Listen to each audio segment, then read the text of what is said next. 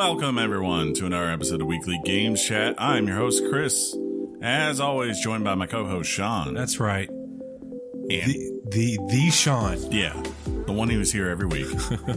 and John. It's just a joke, John. We love you. Friend of the show. Sean. Friend of the show. Sean. Oh, my God. Sean. What's up? Welcome back. Thank you, sir. Hey. We missed you. Friend of the show, John. Try not to take a month off next time. Friend of the show. That was actually Am I now friend of the show? Oh, I'm just yeah. friend of the show, Yeah. John.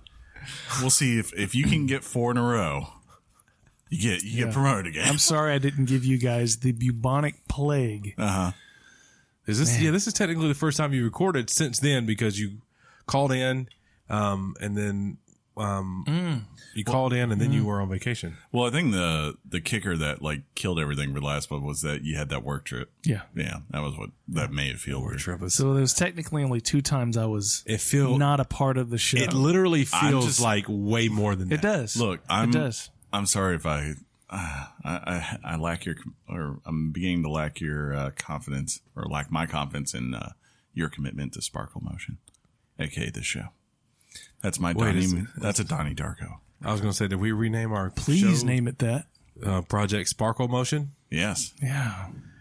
I love that one. The next console should be called Project Sparkle Motion. Yeah. God, that would be the greatest thing ever. And then it was actually just called, the console was just called Donnie Darko. I'd be very happy. I'd be very happy with that. Or Swayze. They can call it Swayze too. Rest in peace forever, Swayze. Yeah, real. Hey, do you remember that time you today as we record is Tuesday, July 2nd? Yes. You guys are listening to this on Wednesday, July 3rd, the day before July 4th. That's enough about that, right? So on Tuesday, July 2nd, Chris sends me an IM because the United States women's national team is playing England in the Women's World Cup. And I get a IM from Chris that says something to the effect of goal, we're up 1-0, something like that, right? So in my, I'm busy at work. So I go to, first of all, do you guys remember my story about Dick's Sporting Goods at work? Yes, you did tell me that. I love that story. It's infamous at this point, right? Classic. So today, I go to Dicks.com. What I think I'm going to is ESPN.com. And instead of instead of typing, the favorite that I have on my, like when I open Google, I'm trying to type ESPN real quick while I'm talking to somebody doing something else. Well, I type in ESON.com. I don't think that's a site of pornage, but let's just say the IT department gave me a big banner that said access denied nudity. So I quickly went to ESPN and left it on for the rest of the day for any kind of like, what did he mean to go to? I am Bobby Joe. And I said, just in case. Just shut it down right now. I'm telling you what happened. It's Chris's fault. Yada, yada, yada. Fault? Because you told me that the girls were playing and I forgot. Well, there's moments where you type in something and you mean to type in something else. And when you hit enter, you just mistyped it and you're like, this is going to be interesting. You get ready for it because you know it's coming. Yeah. But that Dicks.com, man. That's, I think they fixed that. Do you? Yeah. DicksUS.com. No, I think that Dick's Sporting Goods got it and, Said never again. Yeah, they're like, we need to fix that because some parents who just wanted to go look at soccer cleats for little Jimmy, And they got more than Little just Jimmy. Whoa, they found some Jimmies, all right. Hey, little Jimmy. But yeah. You went and saw a movie this week, didn't you? I did. It kind of hurt me a little bit, but it is what it is. I went and saw it yesterday. Yeah, he did some pretentious post on Facebook about it. I mean, like, look, I wanted to love that movie because I love the Beatles. One of the most overused criticisms is I wanted to like it. I did. I mean, You did it's kind of like you walking into a Rocky movie, right? I love all the Rocky movies, or yes, particularly exactly. Rocky V. You want to, but any Stallone movie you walk into, you want to be like, this is good. Wasn't he in High School High? No, but he should have been. And this like has most of the things. I love the Beatles, right? One of my favorite bands. I love Danny Boyle, the director, one of my favorite directors. And then Richard Curtis, the guy he's like the guy who writes all these. Old Dick Curse. He's the guy who like wrote all the classic romantic comedies of the 90s. Rom-coms, John. Rom-coms. He's the guy that like did Love Actually, Four Weddings and a Funeral. Even like a couple of years ago, he had one called About Time that I liked. So, you know, like. I know all these movies too, Chris. You're not the only one. Yeah, I'm not someone who seeks out romantic comedies, but Lies. like if they're usually on TV. Whatever about a boy. About Boy's very good You too. know you love you some Notting Hill. Who doesn't? He Who wrote that. doesn't? Hey, right? hey, he wrote that too. Who doesn't love Notting Hill? I was going to say that a minute ago. Notting Hill's awesome. I feel like Hugh Grant just sends him a check every year and goes, "Thanks, thanks for a career, buddy." But was that pre or post prostitute scandal for Hugh Grant? pre. It was all pre. Pro. Oh no, it was post because it was like 95 when all that happened. Yeah, and that was like the later 90s. So that thank you note also says, and thank you for that other thing too. Yeah, like getting me out of that. But Yeah. But regardless, like I don't usually go to the theater to watch them. I usually just wait and they come somewhere and I see them. Like About Time came on Netflix about a year or two ago. And that's when I watched it. I really liked it too. I was really surprised. So I went to the theater for this one mainly because Danny Boyle and the Beatles. I'm like, yes, this is up my alley. And it started out promising and it just kind of devolved. And then they're like, you got this interesting premise and you don't do anything with it. You just kind of let it sit there on the surface and you don't What explore premise it. do you mean? The premise, the idea of like the Beatles are gone. It's like, why? Yeah, the previews say that. Never ever talked about. Ever. Really? They never like it. No conclusion on that one. He just wakes up and they're gone for no reason. Yeah. Now there are things that are gone too. I won't spoil But they're that, gone and in the sense that nobody's ever heard of them. Correct. Right? Correct. Okay. They didn't exist. Yeah. Hence and nobody's ever heard of them. yeah. Two things. And, you know, I don't need the explanation, but it is Precisely. like interesting to see like what you could do with that and how far it could go. Yeah, but right. Yeah. They don't really ever do anything like versus like About Time. About Time kind of more of, even though it doesn't explain why it is everyone in that family could time travel in their own lives, it at least explains or explores like the idea of like, if I make this one little small change in someone's life, what are the greater ripples that happen because of that? And are they worth it? You know, it explores that idea, which is really cool.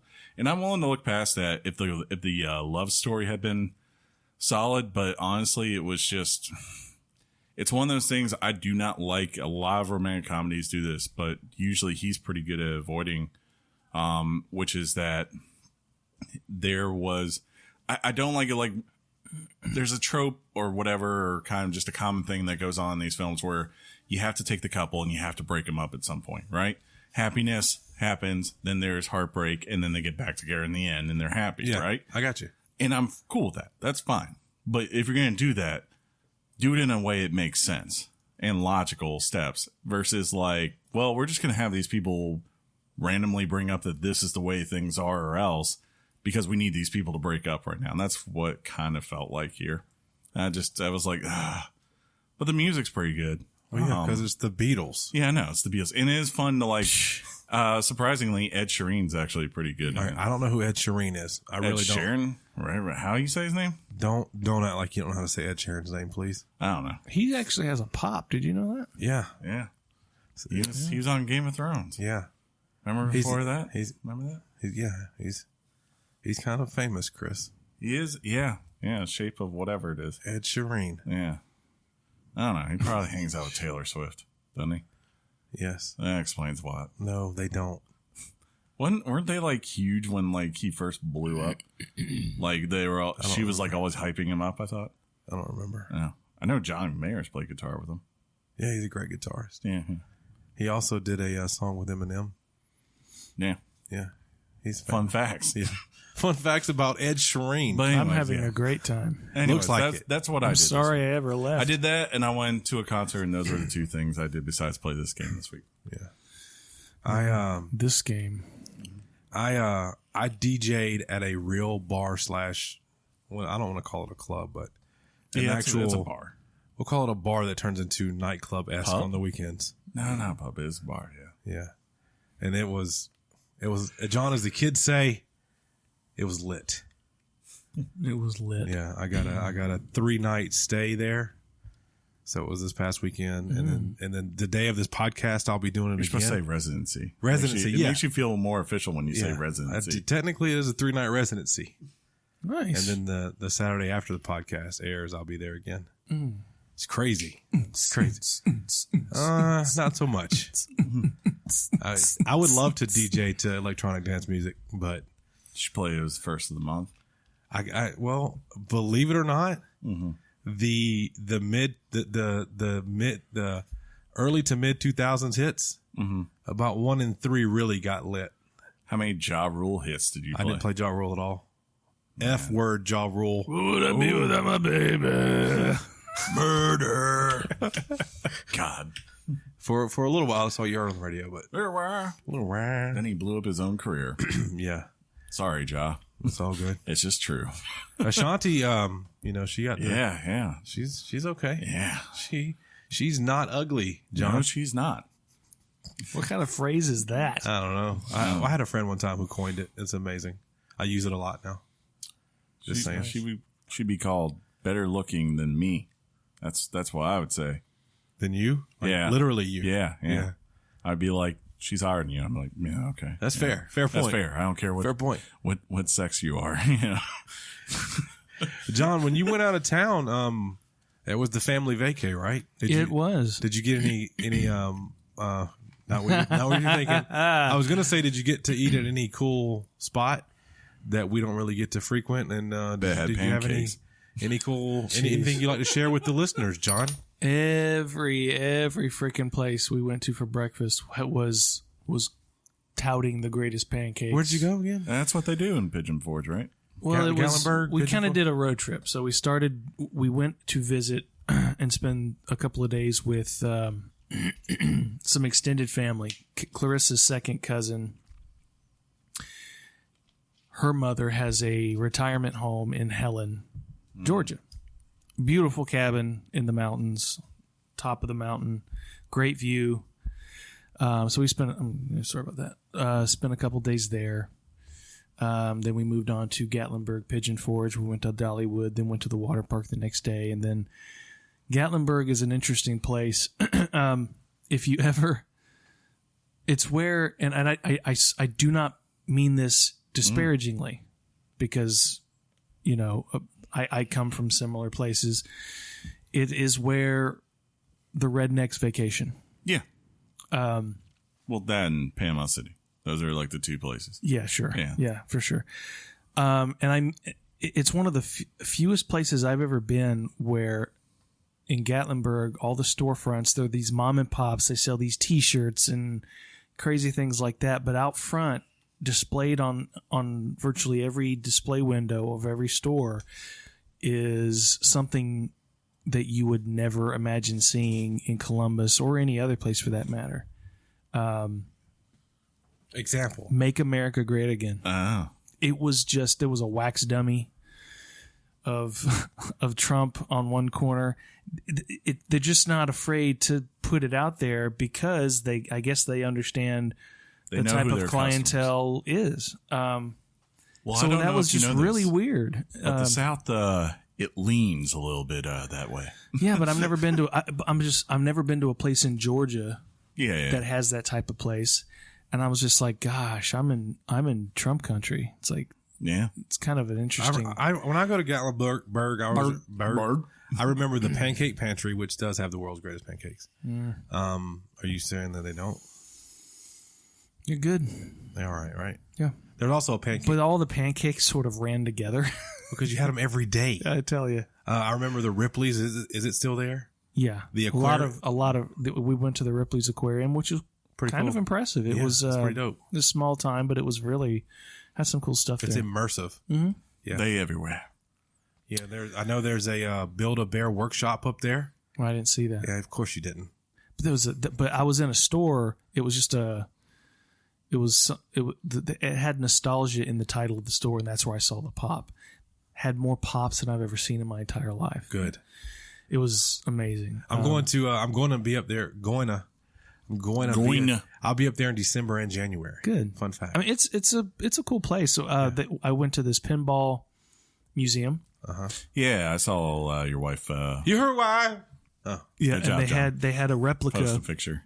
Actually, it wasn't a replica. It was in Rocky 3, Paulie takes his whiskey bottle and throws it at the Rocky pinball machine. nope. Can't say that one pops out. That's a shame. Yeah. But they had that Rocky pinball machine. The one? Not but they made like 1,000 of them, and it was like produced in 1982. But they had a slew of pinball machines over the past 40 years that they've had pinball machines. Did you play pinball? Yeah, you could play them all.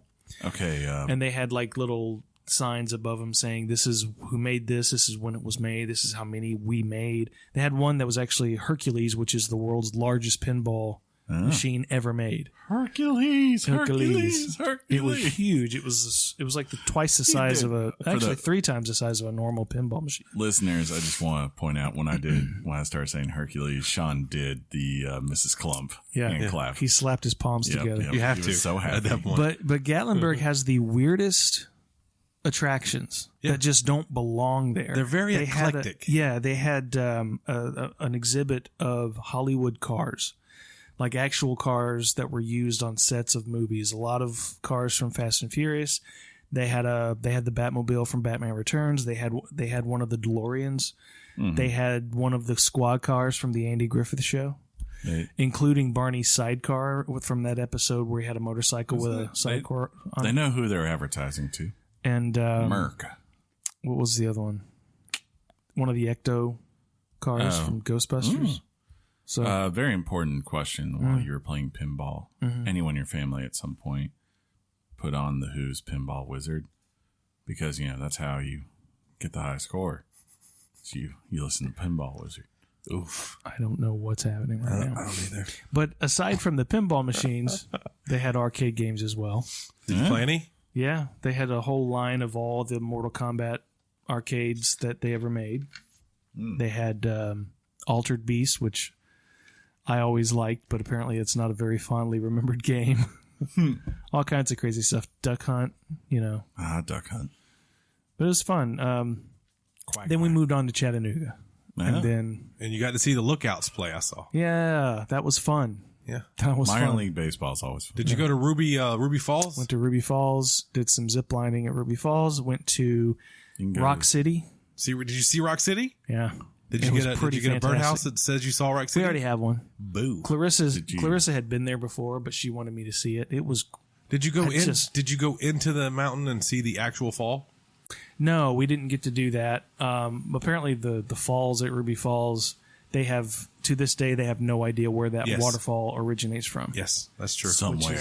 Which is I'd kind of like to never know. I think they literally are trying to figure out where it comes from, and they cannot figure it out. Some kid will do it. I got faith in that But if they kid. figure out where it comes from, it just does away with the allure of the place, in my opinion. I think they should never try to Science. One of the greatest pictures I ever took. find out. God. We don't say God. Was at Sea Rock City area. Yeah. There was like this creek that somebody had put one of those like old timey wooden like windmill looking things that when the water goes over it, the wheel turns things. Mm-hmm. And I caught a picture that was perfect. And I don't know where that picture is right now, but your story reminded me of that. Did you go to Jack Daniels? No. Yeah. I've always wanted to. That's a good spot. Yeah, it is. Yeah. But it was just a really cool road trip. We did Airbnb, Those are the way to go. Yeah. I don't. You don't have to pack so heavy. Most of them have washers and dryers. You can just do laundry whenever you washers and dryers. I don't look at a safe the same after I visited Jack Daniel's distillery. Speaking because of, he kicked a safe and it broke his toe, which killed him. Speaking of, I didn't know that. Yeah. Broke his toe and it killed him. Something about when he kicked the safe, he got some sort of infection. And it killed him. Well, but he had a temper. Served him right. Speaking of, had one of them drunk tempers. Distilled liquor from southern states. At the show I was at Saturday, I went and I pre-gamed. That wasn't something that was new. I brought beer. And I was, just chilling and listening to tunes and having a good time. Were you doing the thing where you were listening to the people you were going to see? Actually, yeah, because, no, that's the thing is it's a very unique thing with something like The Dead because I have every show from this tour because they have a service for it. So we were listening to last night's show because we knew everything they had played last night. We ain't hearing tonight. So, I hadn't listened to it yet. We're like, hey, put this on.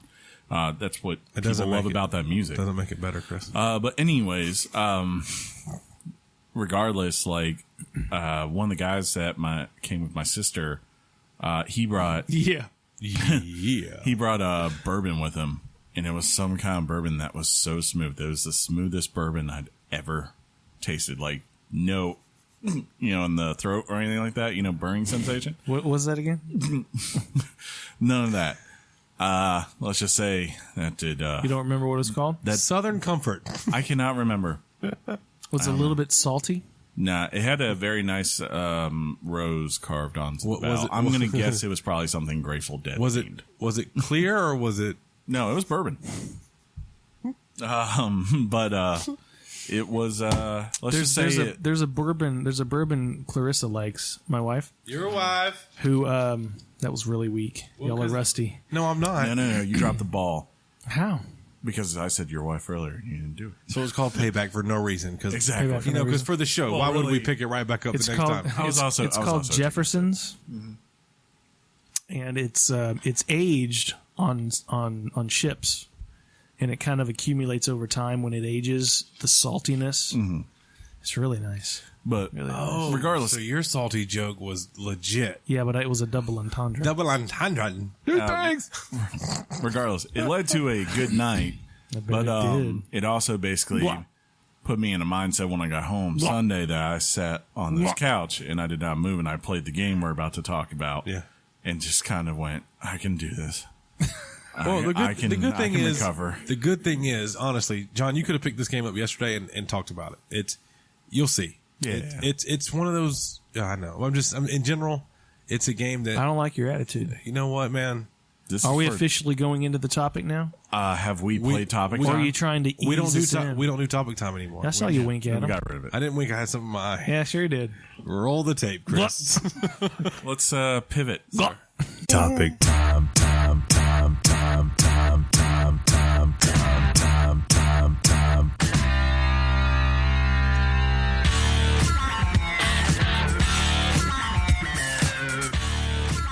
The topic is Super Mario Maker 2. I don't think that the topic time went off right. Yeah, it went fine. I think it just went into time. It'll be fine. I don't like that. That's terrible production. It's the same as he was doing a lot with his hands. Yeah. I know. He messed up. Yeah. No, you can actually clearly see it. He cannot do two things. See, this is time right here. You can see it.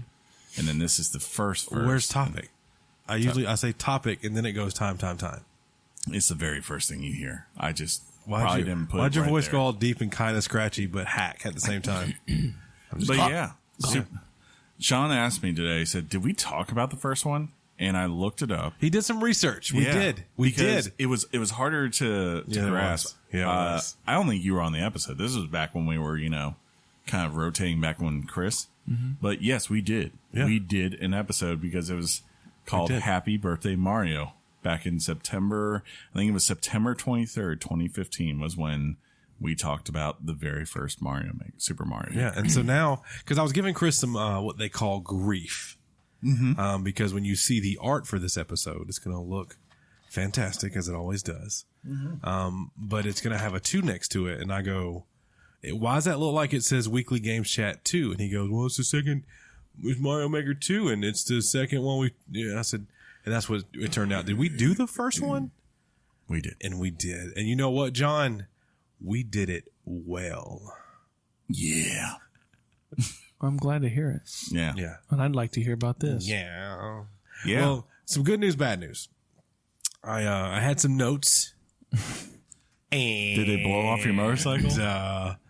In the fury or the haste I was trying to make to leave work, I grabbed my helmet and I left the notes. It's okay, but man. Good news. You wrote it down. That means it's in your noggin somewhere. That's the bad news. Good news is what you just said. Noggin City. Yeah. I think the main thing people want to know in there. is, some people, I guess, were wondering how would it feel to create stages in a world where you don't have the stylus. In a world or you know, a Wii U pad, right? Because that was kind of the gimmick of the first one, was that, hey, the level's on the screen on my TV, and this You literally had a pin. yeah, the stylus here, Yeah. you know, the Wii U controller. This is where I'm doing all the work to make everything. And the answer, short answer, and very quick, and I'm not surprised, feels perfectly fine. It, as Tone once said, it feels good. Yeah. Yeah. Yep. It's, And I maintain, had Mario Maker launched with Wii U would have been a success. Maybe. Maybe. You maintain? It was Did I say it definitely like that? No. Sounds like something I do. it's definitely one of the hidden gems of that console, for sure. Oh, of the Wii U? Yeah, of course. It's one of those games, even leading up to this game, if you, and I talk about it all the time, how I go like to twitch.tv, where you can also find Weekly Game Chat. Hey. And I watch people 8 p.m. stream every it. Monday. And some of my favorite streamers, one of she's in Canada. She's a Canadian, guys. Oh, Canada? Her name is the Dragon Feeny. She's fantastic. She's very positive. She does not curse. Yeah. She has Pizza Fridays. She's amazing. She doesn't go in the bathrooms at E3? No, that's a callback to somebody who got in Dr. trouble, Disrespect. Yeah. who was very famous on the Twitch, who took his camera into a bathroom at E3. Oh, I left him off the news this week. and he got banned. He's back, though. But anyway, she would stream like Mario Maker, and there would be a lot of competitions on Mario Maker, and yeah. I never really, I unfortunately I got rid of that game. I still have my Wii U, which is funny. I bought this one digitally because I was like, I'm not going to impulsively get rid of this. Yeah, and there's no need to. The game has amazing replayability, obviously. And it's a very small size file game, which Yeah. amazed it. You know, that blew my mind. hey, I was like, it's 2.8 gigs. It amazed you. Yeah, it amazed me. Yeah, Chris was. Baby, I'm amazed. Were we talking about? That was really country. That was. Where I know. That's where they say I'm country from something like that. How did we get to the point prior to you purchasing the game where we were worried about the file size? Because I remember you asking me about external memory and stuff. I'll be honest. Like, I remember seeing with the Switch, like, I think it was like Zelda and a couple of other games when they came out. They were like, look, if you're getting these and you want to get the digital version, you're going to need to go ahead and get an SD card, right? Yeah. Like, and I was thinking, well, you know, I haven't really, since I've gotten my Switch, my second Switch, and I've been buying digital games, it's really just been indie games. So I haven't had anything. I think like the largest one was Ape Escape or whatever it was called, or Ape Out. That was like 3 gigs. You know, it was the largest game I had. Really? So I was a little worried. I was like, I wonder if this is going to be too much, but no. Too much. It's not though. Yeah, those blocks and Goombas, they add up. Yeah.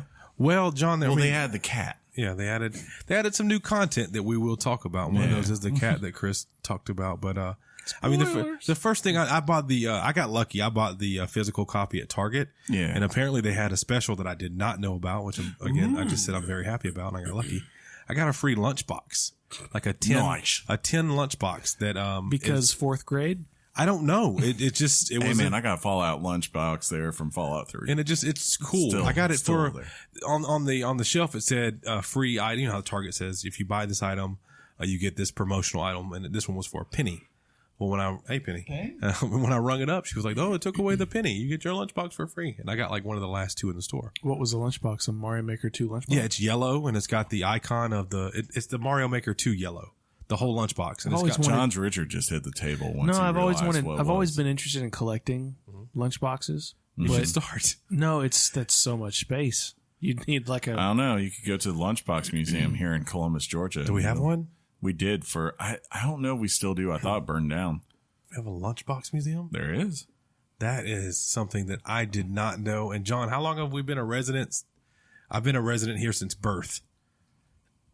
1998.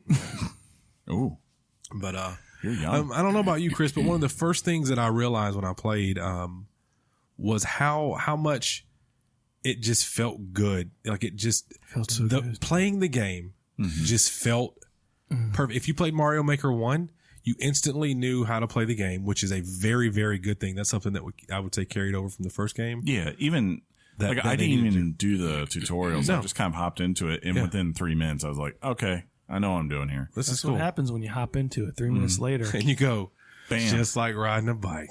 I was like, "I got everything down with this."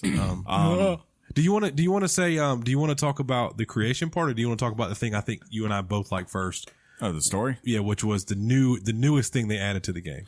Yeah, because there was the first one. It just kind of came with a set of 100 curated. It was levels a challenge by different people. Like they sent them out to different designers throughout the video game industry and said, "Hey, here are the tools. Make your Mario level," and they took the best 100 and put them into the game. Or I guess whichever ones they felt. I don't remember. The first game did not have a story mode. No, like I said, it was 100 curated levels. They just had curated levels, and they had a challenge where you could do. I think you could have 100 lives. Yeah, and you would be able to go through. How far could you make it? However many levels to get to the end. That was a big thing. A lot of people did. But this is a full-fledged it's a story. Not a deep story, but it's a story. It's not. It's not deep. No, this is Mario. It's supposed to be deep. It's girthy, so it works. Okay. Mario in this one is at the beginning. He's working to finish up on building a castle. Everyone's calling him Chief because he's the crew chief. But was it Undo Dog? I think. Okay, I've never hated a dog more. Yeah, this stupid dog. So they're all looking at the completed castle. Yeah, they're like, "Wow, this is great. This is great. We did it." Yeah, there's a bunch of toads and toadettes with Mario, and this dog with a square thing around his head because it's Mario Maker. Yeah. He pushes this button that's like a rocket. Or a rocket goes where? Right into the castle. Yeah, right there. Sounds like something Burgess would do. I think he was just upset that he's 2D and they're 3D. I think Maybe, that's what because he is a 2D dog. Yeah, he's a 2D dog. So what that does is it starts off the story mode adventure, because what happens is you're introduced to the Toad who has these available missions to get you Toadette. Coin. And what's the one on the left? What is the one on the left is Toadette, and she's kind of like the overseer of the and then there's then the Toad on the right is kind of the job, or he's Taskmaster. That's Taskmaster what it's called. Toad. Yeah, I was just like, I keep laughing because I was like, Toad. man, Taskmaster is like everywhere the last year. I was like, he's in Spider-Man. He's gonna be in this Avengers game. I was like, he's rumored to be in that Black Widow thing coming, and then. And I was like, now apparently he's in Mario too. Taskmaster, just everywhere you look. Good for you, Taskmaster. I fell asleep. But anyways, so the idea is that you, on the right, you have options for different components of the castle that you're going to need to get. You need coin in order to get that. So you go to Taskmaster and he gives you jobs. Don't look at him. Look at me. He gives you jobs, and those are the levels. So I think in total there are 100 levels that you can do in this. Is there an overworld? No, nothing like that. And you just see your castle. When you go to the one on the left, the Toad on the left, she kind of gives you schematics of where you want to start. You have the middle portion of the castle and the two wings, the west and the east wing. Mm-hmm. The middle section, of course, costs more and it takes longer to build. Yeah. The other two, they don't take as long and they cost a little less to build. Yeah, you start getting after you get the ability to purchase your first building to construct, it kind of goes into that thing of like, okay, you'll see 2, 3, 4, 5 hammers pop up, above it, and that tells you. Yeah, if you look at what's being built, it'll tell you exactly. Like that tells you how that's the progress of it, and the way you move the progress is you complete a level. Doesn't matter what level it is. As long as you haven't beat it before, and they range from 1 star all the way up to 4 stars, the highest difficulty level, highest difficulty. And it's the same each time. You get 5 lives at the start.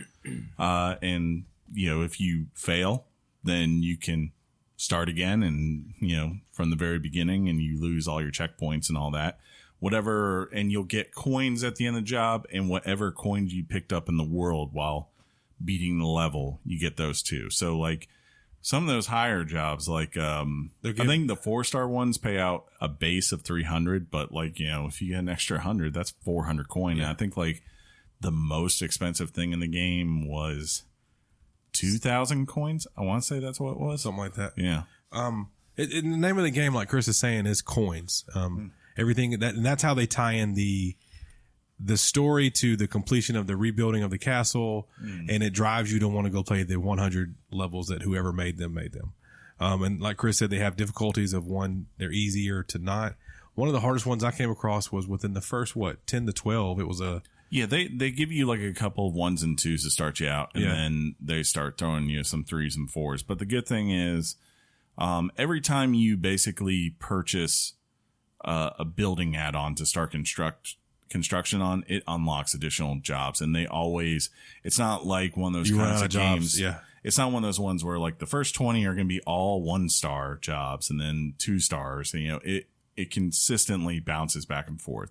Yeah. So if you're a player who, for instance, if you're a younger player, you could easily avoid the 3 and 4-star ones. Or if there's just a 3 or 4-star type of level that throws you for a loop, like there's one that was wrecking me consistently, where it's basically you're consistently wall sliding down, but there's also this floor of goo beneath you. Yeah, there is. And if you hit the goo, you die. And at the same time, the level is also consistently progressing. It's funny. I see what you did there. Some sort of poison. I mean, it was all right. It's your first day back. What do you expect? Yeah, right? But it's a moving level. So, if you fall behind too, it's also bad. So I could never get it right.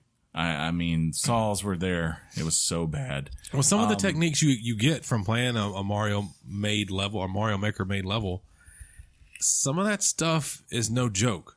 The makers on both sets expect you to do certain things and figure out the elements of how to complete the puzzle, and some of them are very challenging. Yes. One of the levels in the story mode involves switches, the on-off switch that you would see.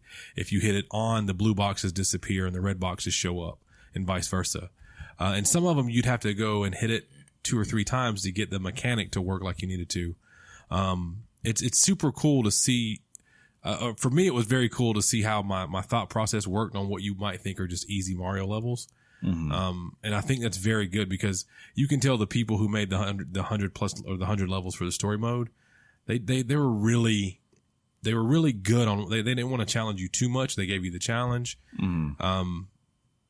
And I know we're going to talk about the ones online here shortly, but it's a different ball game when you go online. The story mode is getting the whole game's getting a lot of praise, but the story mode itself, they're saying this is basically like having a Mario game. It is. It really is. And it's kind of refreshing that you're not once again having to go out and rescue Princess Toadstool.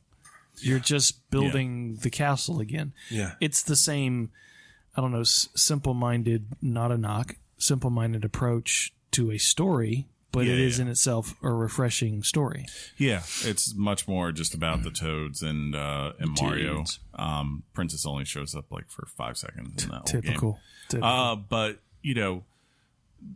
the story, it has little fun moments. Like if you get to a certain point, like something will happen with one of the Toads, and you'll go off and do that. But what I like about it too is that, again, if you have young players and they're just not that good, and you fail enough, of course, Luigi shows up and he gives you options.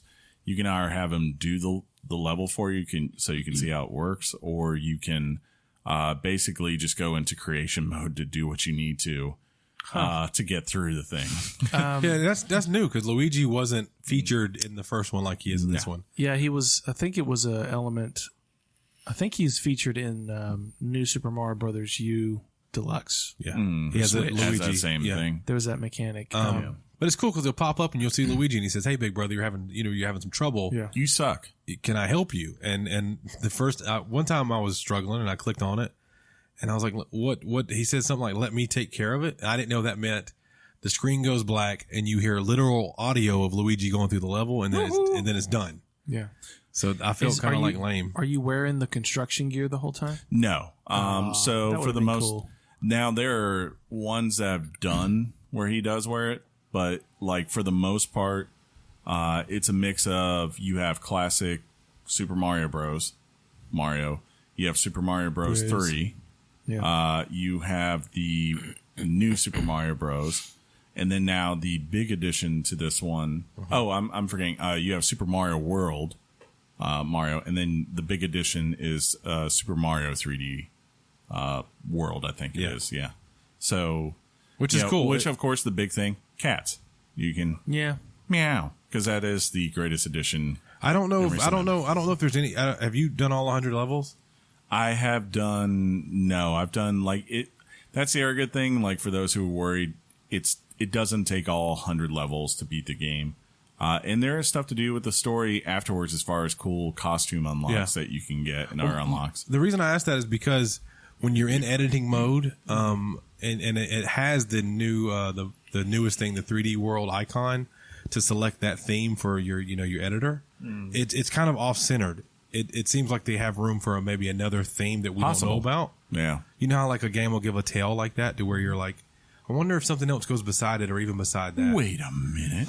I would love for a Mario Maker 3 or maybe, I don't know, unannounced DLC for this to actually... Because when they announced Cat Mario and that type of stuff, I thought they were going to do the not inverted. The way the 3D world worked. Yeah. And let you design levels that way. That would be hard. Maybe a sequel could be that plus you being able to kind of create your own Super Mario Galaxy, Super Mario 64 type, Dear God, type levels, if that's even possible. Well, it is, and I think this is a good time to go into the online if you want to, Chris. Sure, yeah. One of my favorite levels I've played so far was somebody, and I don't know how they got this, but it was the Super Mario Galaxy music, and they created their world. All that stuff. Somebody else created a user that made me feel like I was in Super Mario Galaxy. Aren't you guys glad you have Nintendo Online for this? Yeah, though. I am. I'm just trying to get the one knock I've heard about. John, thank you so much. I will say I have not Chris, played. We're waiting. Yes, thank you. Okay. The one thing I will say out there that I've heard that is negative about this game, I haven't experienced it because I haven't played it online multiplayer with other people, but I've heard online multiplayer with other players has some serious lag issues. Yeah, so, and I don't know why that would be. I mean, I obviously, it's because there's a connection issue or whatever. So the online that you can do a co-op in the editor mode. Two of you on a local co-op can create a level. Correct. Online, up to 4 players can play in like a competitive co-op when you're trying to clear the level. Yes.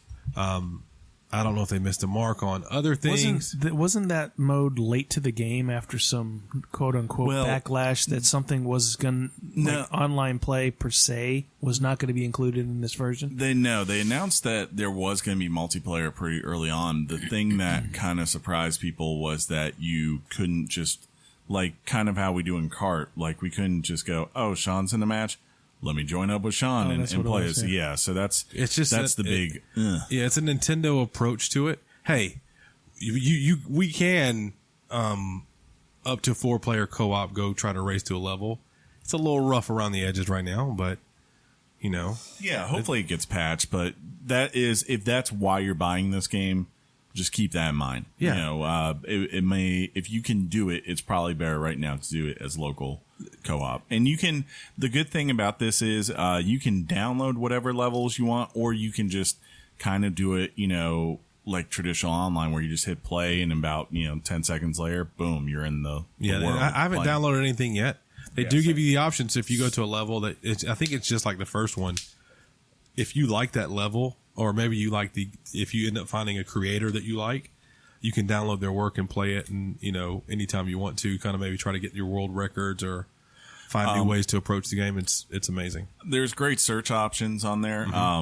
Last night, John, I thought of you because someone made a Metroid level, and it's great because it's a Mario level where I'm going left back and to right, forth, up and down, doing all that, and there's tons of logos and cool music that very much sounds like in the Metroid vein. Might actually have been Metroid music, but that's what's so cool about this is that they really, the 100 levels are a great introduction of what is possible. Like the fact that you can make a kart racer in this if you want to, or somebody did. Yeah, people have.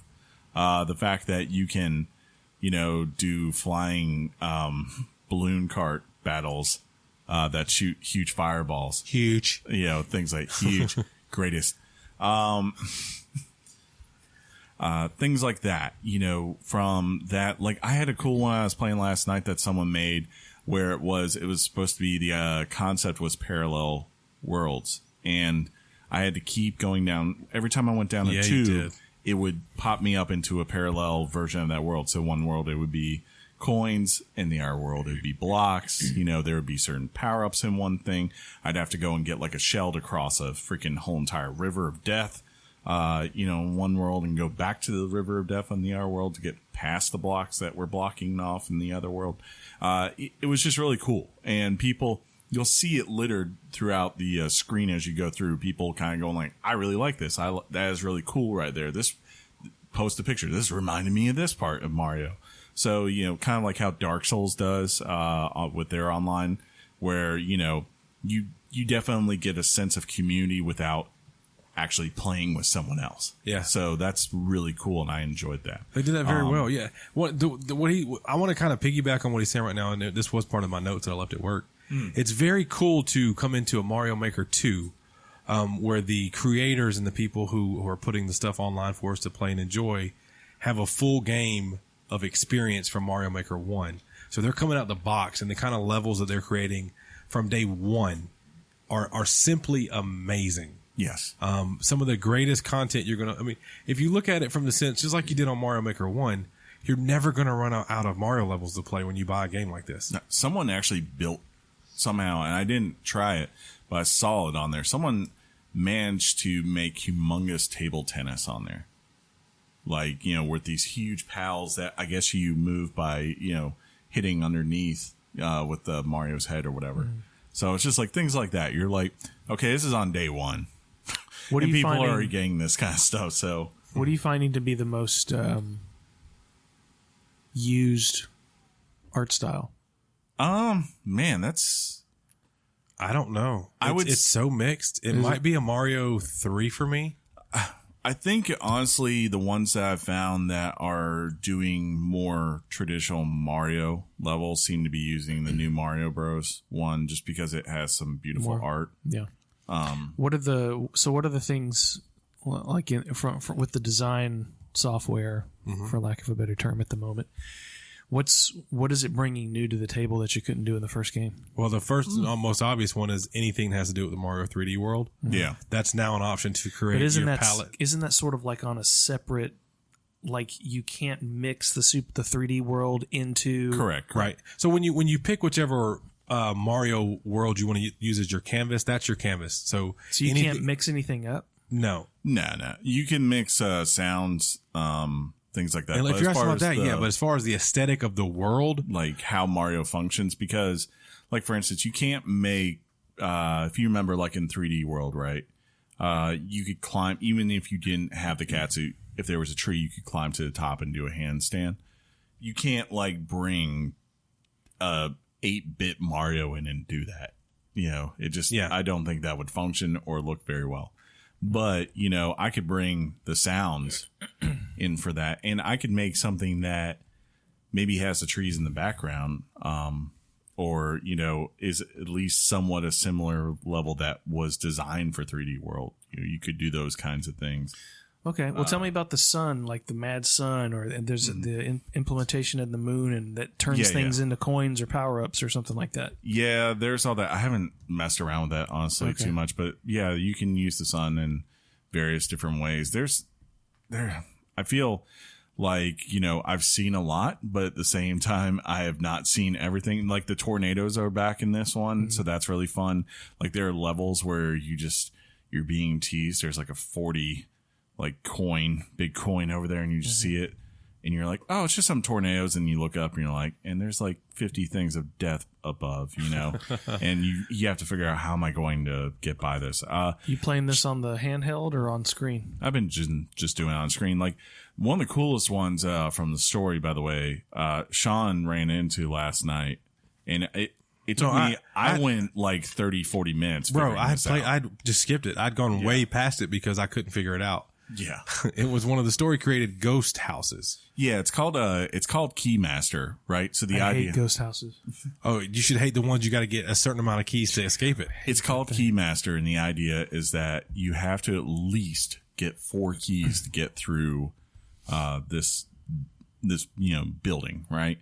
But if you want the true ending to everything, as they called it, you have to get at least you have to get all 5 or 6, I think it is. I got 5, and that's bullcrap. Yeah. It has to be more than that. Do you have a time limit? It is 6, because there's the hidden one that I don't know if you were watching that point. If that was when I you went got up. ghosted. I went through the 5, and then I went up, and then I went into the pipe, and then there's like a few more you got to have, and I ran out of keys.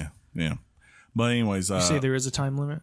yeah. You have to figure this out. Like, I just think those things are so antiquated. Well, to be fair, it was like 400. It's 400 seconds, so you have plenty of time, and you have five. Says you. You have like once you started. Sean saw Once that. I saw, and something I was missing is look for, and this is something that applies to story mode stuff and online stuff. The creators give you visual hints that if you overlook, it's going to make it a little harder on you. But once you see what they're doing, if you notice every pipe in that level, it matched what you should have brought with you. Yeah, it gave you an idea of what you were going to need. Like, so you'd come down from the main room through a pipe, and when you landed, right, there would be a pal block, a spring, and the little switch. peep coin, switch, right? And you have then 6 pipes that lead up to rooms, and you basically have to figure out, of these tools that I've been given that consistently respawn whenever I re-enter in, what do I need to bring with me to get the key that is probably Wherever the way key up is. high? Yeah. Like there was one, Sean, I know you were looking like, this key is not even visible on the screen. You just see a spring in the corner on one side and a musical note in the other, and that's it. And you're like, okay. So you go pick up the spring, you throw it on the musical note. Yeah, musical Which note. starts And you start bouncing, you jumping, you look up, and you can finally see the key. You're getting nowhere near this key. So the way you had to solve it was to, just to give one spoiler away for this, was to go back out, get another spring, and throw 2 springs in there. Because Two springs! Because then that would give you enough verticality to get But there. it wasn't, I'm just going to jump on the spring right away. Yeah. You got to get your timing right because Yeah. they're going to bounce a certain way to finally on the bounce that the one you need to bounce off of bounces off the other one, then you bounce off it, and then you get enough height to get the key. Not playing it.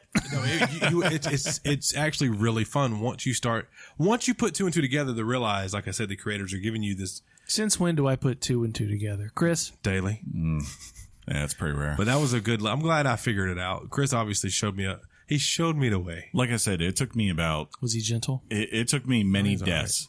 Many deaths before I finally all 5 lives before I finally got that one done, because I was like, wait a minute, Hey man, they put breathe, bro. they put puzzles in Mario. They put a real puzzle. Ghost houses. I got to do this. There's another really cool one.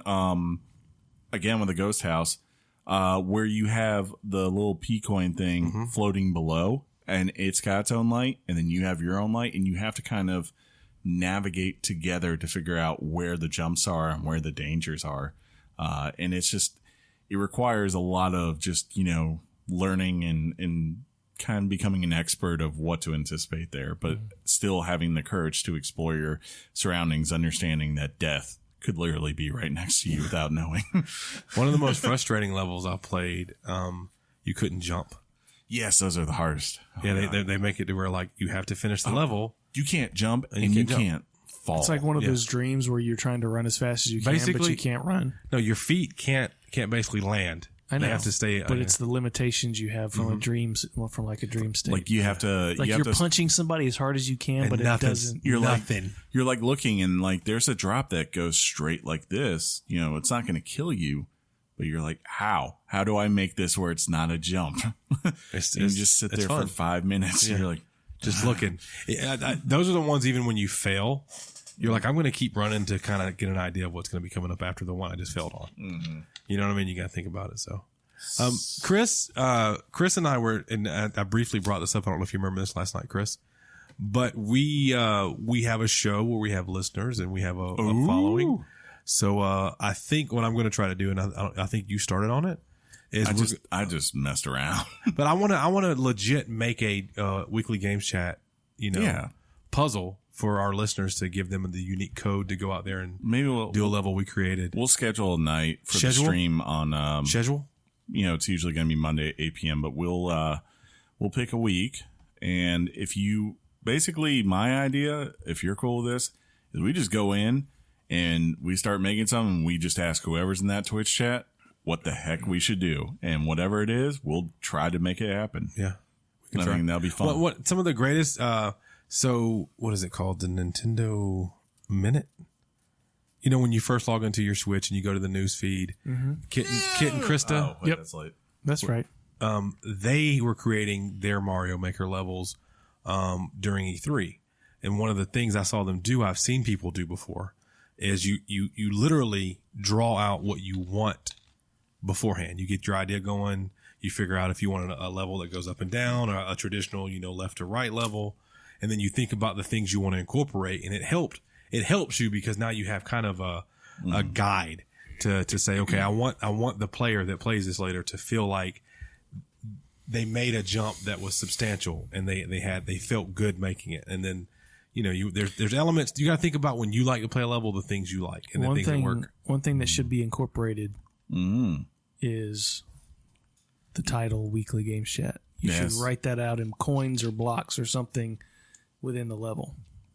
We're just going to give them 1 million coins and put weekly games chat. I thought we were going to say your mom's box, peace out, and thug life. There you go. All of that works too. I was just going to draw a giant Richard. Or we do 3 levels. The word Richard, John, where's your mind? We do 3 levels, right? You create a level, I create a level, he creates a level. Ooh. Mine's called Peace Out. Yours is called Thug Life. And yours is called Your Mom's Box. I'm just going to draw Your Mom's Box. Would Nintendo allow that level?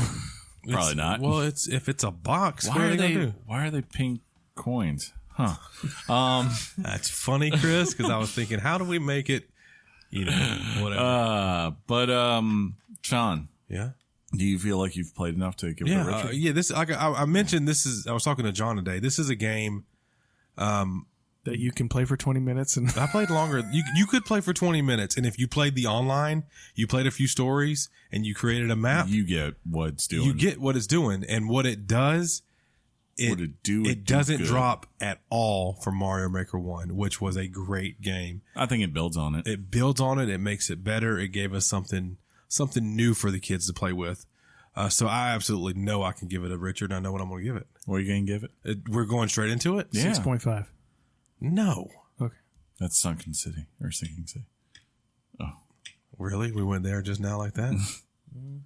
We're going to talk about that. I saw it today. I was just like, ooh, ouch. Doesn't matter, Chris. Yeah, but yeah, what are you going to You go first. No. You were ready to do Show your Richard first. No, show your Richard Let's first. show them at the same time. Oh. Yeah. 1, 2, 3. There's no way you're giving it a 7.5. If you say 7.5, I'm walking out of this podcast for life. Okay, 7.6. No. This is I'm going to give it the Shaun must own on Nintendo Switch stamp. Is that a new thing? Yeah. They're now adding it to the packaging. Yeah. Shaun's approved. Must own. Right next to the Nintendo seal of quality. Yes, remember that? It has to be. You need to own this if you have a Nintendo Switch. If you only played this game on Wii U and you were thinking, why do I need to play it on Switch? Well, because nobody plays Wii U anymore and everybody's going to be on Nintendo Switch, so make that happen. That's fair. I'm going to give this a 9.25 easy. Ooh. It's a heck of a game, John. I can't wait for you to pick it up. Because you're going to, and I can't wait to see what you eventually say about it off air, of course. Because we're not going to have a podcast titled "John Played Super Mario." That's funny. Hey, the way we do it, we've got 20 minutes to kill before we actually talk about something of substance. That's true. That's not true. You're right. Alabama football matters. It does. Now, what are you doing? Nothing. Why are you trying to stir a proverbial pot, man? Roll Tide. First of all, you don't know what proverbial means. It means not real, okay? It means not real, okay? Because there's not really a pot you're stirring. John's going to bring a pot next week. And just stir it and you go, now what? Now what? Oh. Owned. I would give it a 8.5. Okay. Like, I would go higher, but... You don't like Nintendo or Mario? No. It's that I really do hold... Hashtag truth. If Microsoft had made Gears of Maker 2... Gears of Halo Maker 2. 10. No, I just I hold Odyssey and Galaxy in such high regard. This is when not I say that. those are Mario games, though. So like to me, if those are 10s, then I'm like, okay, this is like an 8.5. It's solid. It's yeah. I believe. So you giving this an 8.5 because you feel like you would betray Odyssey and Galaxy. Yeah, sure. So I don't think You it's heard on it the here 9. first, folks. is that a pretentious thing to do? Oh, 100%. Okay. You say that word. I don't think you don't know what it means. That's anecdotal dichotomy. All right. But yeah, it's solid. Good stuff. Good stuff. Hopefully they fix the online. That was the other reason why. I think they should be, sorry. You put multiplayer online in a game, it should work. Yeah. If I had experienced the multiplayer online, Chris, and it was top notch, I'd probably give this game dang near a 10. It's somebody, and I can't remember if it was IGN or another site not called ESON that I went to today. I want to say they thought it was almost perfect. Mm-hmm. As far as, the way the game is, the title for the system, all the things. So I definitely think it's the best 2D based Mario game that you could get on this system. Suck it, New Mario Bros. 2. I didn't play that game, so I have no comment. Fun fact. Suck it, Mario Brothers. Suck it, 2D Mario new guy. Suck it. But you guys want to do some news? More than anything. That's just so. Yeah. You can't come back mean, dude. Yeah. You're being mean. Why are you being mean to Mario? What did he do to you? You know those moments at the end of Full House and Family Matters where the strings come up after the character learns a lesson for the end of the show? DJ? Yeah. Yeah. That's a moment for me right now. Yeah, yeah. DJ? I'm sorry about that, guys. I don't believe you. Smart guy. Yeah. No, but I am sorry. I do. If I am coming across as pretentious and rude, it's because it's because I am me. But the coverage. I was excited to hear about this today. I do want to play this. I just it's something else you had to play. Yeah, it's not going well. It's not going well. That's all I've seen you playing is that. But it's not going well. What does that mean? He wishes he had PS4 version. I wish that I'd gotten on Xbox. Or Xbox. Yeah, I'm sorry, Xbox. My bad. Absolutely, 100%. Y'all got 2 archives. Yes, we do, Punkhead. We got 2 archives because one's for the games episodes that I moved down there, and one's for just everything else that gets eventually moved down. So what just happened was we got a notification from our Discord. If you haven't joined that, come join La Familia and hang out with everybody that listens to this show. Specifically, it was from Punkhead. Yes. Punkhead just came through with a message that said we have 2 archives. And if you were part of the discussion, you would have seen that Chris indicated that he was going to create those 2 archives. I said there are 2 because I know there's a bunch of people who might just want the ones that are for the games. And then there's just ones that will get, like, for instance, like at some point we're going to archive Game of Thrones talk because Game of Thrones is over, right? But what? Yeah, I don't know if you know this. It ended because we got to create one for the new show that's coming this fall that we're going to talk about in the news. So let's Stranger Things 3. That's man, it's coming. So close. All right, let's do some news. Hot off the press and straight to your ears.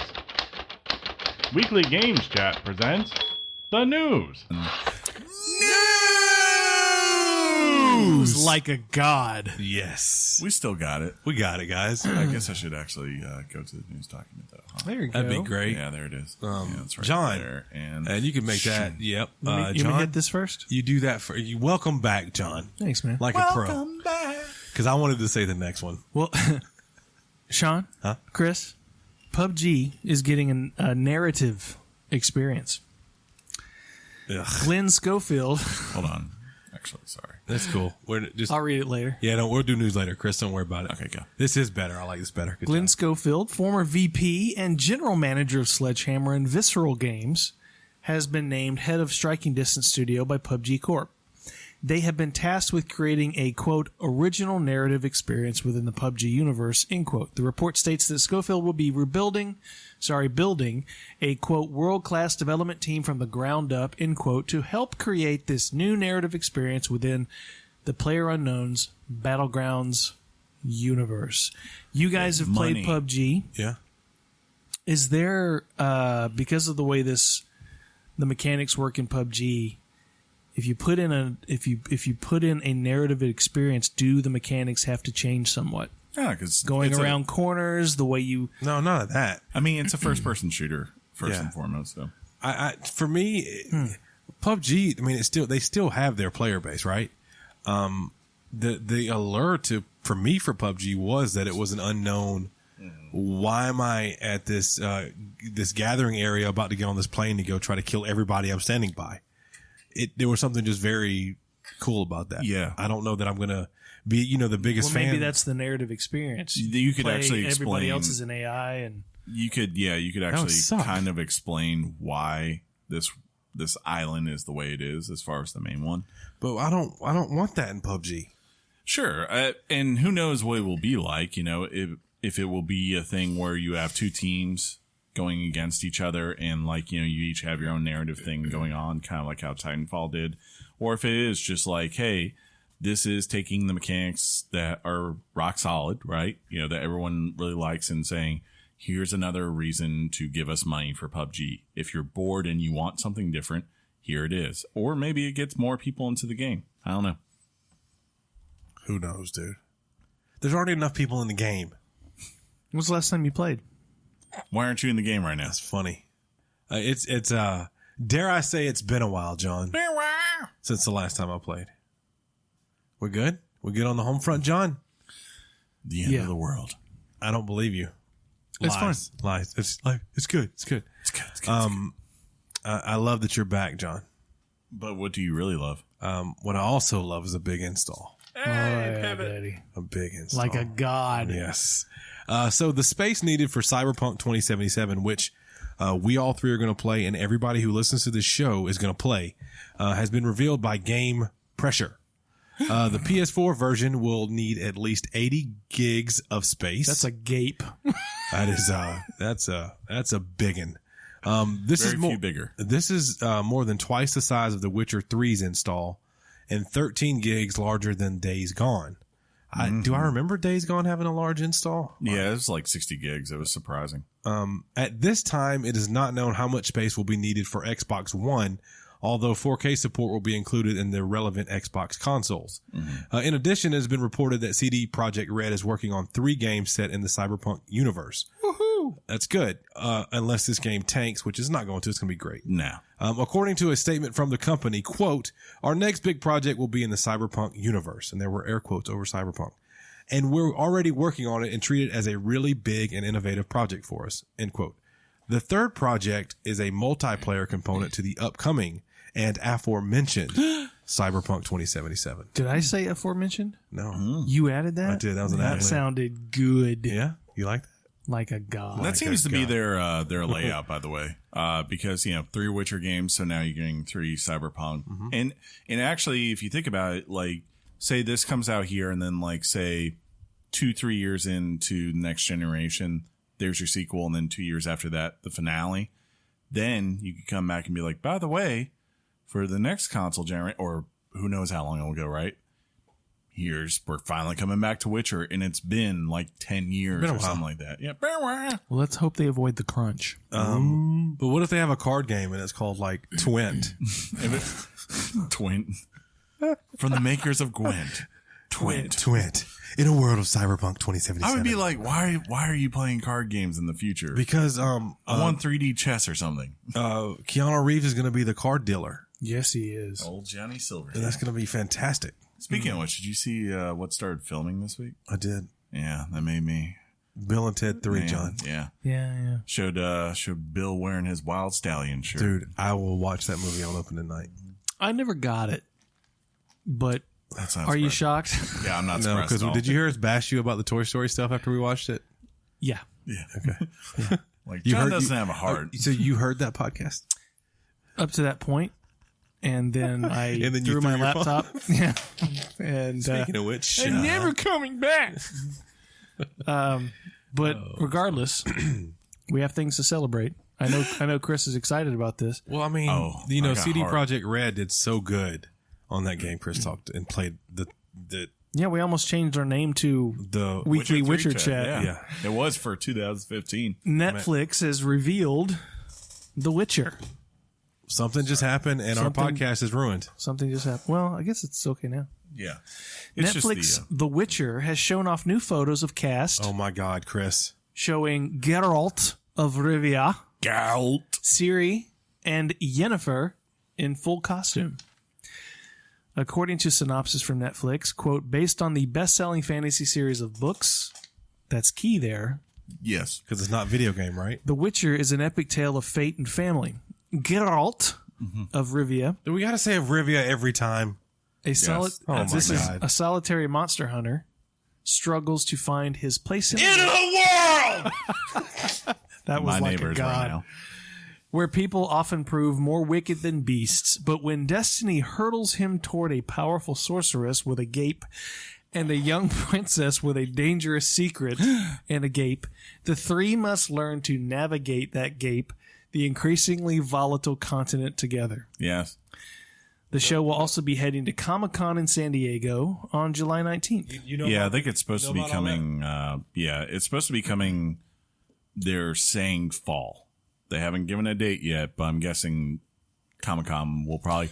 I would think they're going to release the trailer and also give us the date. So, Chris, you are the resident Witcher guy. Yeah. What do you think of Henry Cavill as Geralt?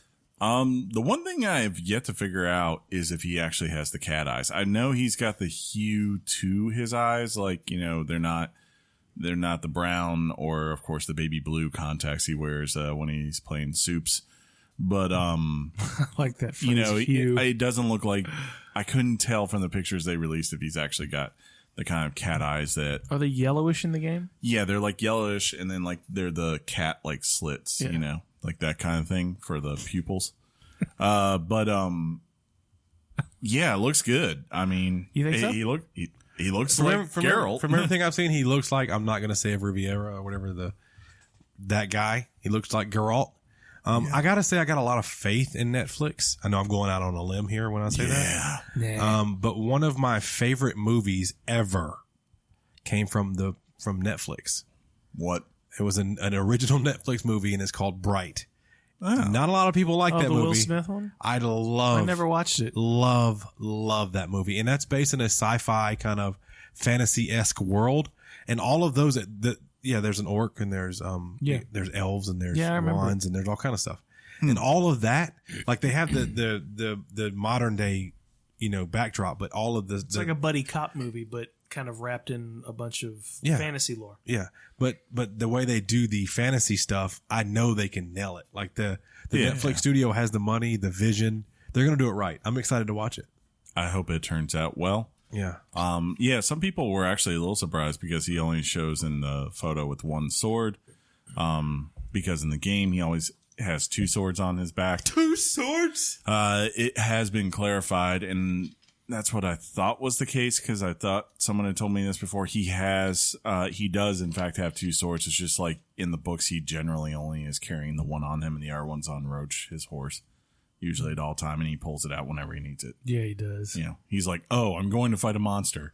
Let me grab the monster sword, versus the one that's like on his back, which is like, just kill people if I need to. You think people are going to struggle with There might be a little parsing, because most of the fandom, let's be real, comes from the game. Really from the third one too. Yeah, that's when it came into the mainstream. I don't think they will. Like, it might take a little bit, but to be fair, that game is still so hardcore based on what the books set up. You know, they didn't really stray too far from things. I think that we'll still see that, you know, there'll be plenty there that, as long as they're staying true to the source material, you know, you're still going to get your Trish Evergold, you're still going to get Yennefer and Ciri and Geralt. I'm sure you're going to get some other good people along the way too that are memorable characters from that series. Well, hopefully they will remedy the lore Oh, I of see the what you books did. and the games. Pivot! Well, I don't know if you know this, but speaking of remedies, It's a pivot! Alan Wake gets a remedy. Pivot! I like this pivot. Remedy Entertainment, that is, has acquired the publishing rights to Alan Wake, the game it originally developed exclusively for Microsoft's Xbox 360. According to Global Newswire, Remedy has just received a one-time payment of 2.5 million euros for royalties on previously released games. In the announcement, it stated, quote, in relation to this, the publishing rights of Alan Wake games are reverted to Remedy, end quote. With the IP and publishing rights now in their hands, one can now look forward to a sequel someday, perhaps, huh? Remedy is currently finishing up work on Control, so let's limit your expectations. Don't expect it too soon. Yeah, I think they have said before that the main reason they haven't made more Alan Wake games was basically because it was in Microsoft's, ballpark. And Microsoft, the Alan Wake sold okay, but it was always a cult hit. Yeah. Right. It was not especially with how much they spent on it, it was nowhere near the hit Solid I think they game, were looking though. for. But yeah. it was just like you said, it was a cult hit. So, whether it is a... That didn't sound like what you said. What do you think I said? Drop the L and put another word in there. Maybe. Well, Yeah, it's fine. but, maybe they could take this and instead of it being something that is a huge triple A game, instead they could say, okay, let's do something more like Life is Strange, where it's episodic, which is what Alan Wake is. Alan Wake is designed to be episodic too. Then why didn't they design it that way? They did with the Undead Nightmares. Fair enough. I don't like how you bounce from side to side. That's kind of my head bob. Yeah. But I will take more Alan Wake. It's your turn now. Speaking of woes. Wow. This pause has gone too long. Yeah. This I want to thank you That for that. pivot had this some news woes to bit it. is about whoa. Oh my God. It's about It's wow. fine. Hey, ladies and gentlemen, it is his first day back. And the woes that it experienced. WoW hasn't gotten any woes. Yeah. Its successor. Yeah. Read it right, John. Dumb. I suck. Titan, the MMO, and Shaun for... Also Moon of Jupiter. Massively multiplayer online. Thank you. Yeah. That was positioned to succeed World of Warcraft was reportedly canceled due to Blizzard's inability to control the project's scope and ambition. Mike Morhaime, co-founder and former president of Blizzard, shared the details. I wanted to say details, but it came out details. And then you froze. Quote, we've tried really hard not to announce any games that weren't ready to be announced, or we weren't sure that we were going to release them. Titan is an exception to that where we were going to release them. Titan is God, did I just do? No. Okay. Just read it. It's Titan a quote. is an exception. Titan is an exception to that where we wanted it to be our next generation, our sequel to sort of World of Warcraft. We took a lot of our senior developers and put them on this project, and I think where we really failed was we failed to control the scope. It was very ambitious. Yeah. Shaun, Yeah. do we need a sequel to WoW? No. Do we need a successor to WoW? No. And Chris is shaking his head too. Just continue to make WoW good, and people are going to keep playing it. How has the drop off to be been fair, this since it wasn't started? This wasn't meant to be the actual straight up sequel to WoW. It was meant to be success for something to take its place. It was meant to be like, hey, we need a new MMO that's more modern, and they were like, Well, that's kind of what A I lot want of to know. people- Do they need that? yeah. No. Some people thought Titan was going to be based off of StarCraft, which makes sense because you were like, if it worked for Warcraft, why can't it work for StarCraft? Hey, Yeah. perfect sense, right? Yeah. Well, the question a couple of years ago, we were reading the news about the significant drop in WoW's Yeah, I mean, player base. It's only significant because it was so high. I get with. that. I get Yeah. that. But no one reports on it anymore these days. So I'm wondering, is there recent successful DLCs? Have they They've been Yeah, I ramped mean- up user? they will never be what they were at Cataclysm again, I think. Yeah. And that's fine because that's the game has biggest changed. that has I don't ever- mean. I didn't mean that to. Yeah. The only game who has come close to their numbers ever has been ESO, and it took 5 hard years for them to do it. And the fact that, and to be frank, the fact that they have Elder Scrolls, Can I that's still what be it took. John? No, that's a bad joke. No. But I don't even get the joke. yeah. In Wayne's World, somebody said, "Can I be Frank?" And Garth said, said, "Can I still be Garth?" Oh, Yeah. Party time. Excellent. But anyways, I think they, in the end, what they realized was doing an MMO in the modern age was going to be very, very hard, which is why they said, okay, let's take what we have here and make what's been their biggest hit since Warcraft. Biggest what? Hit. Okay. Yeah, in Overwatch. You know, like a success.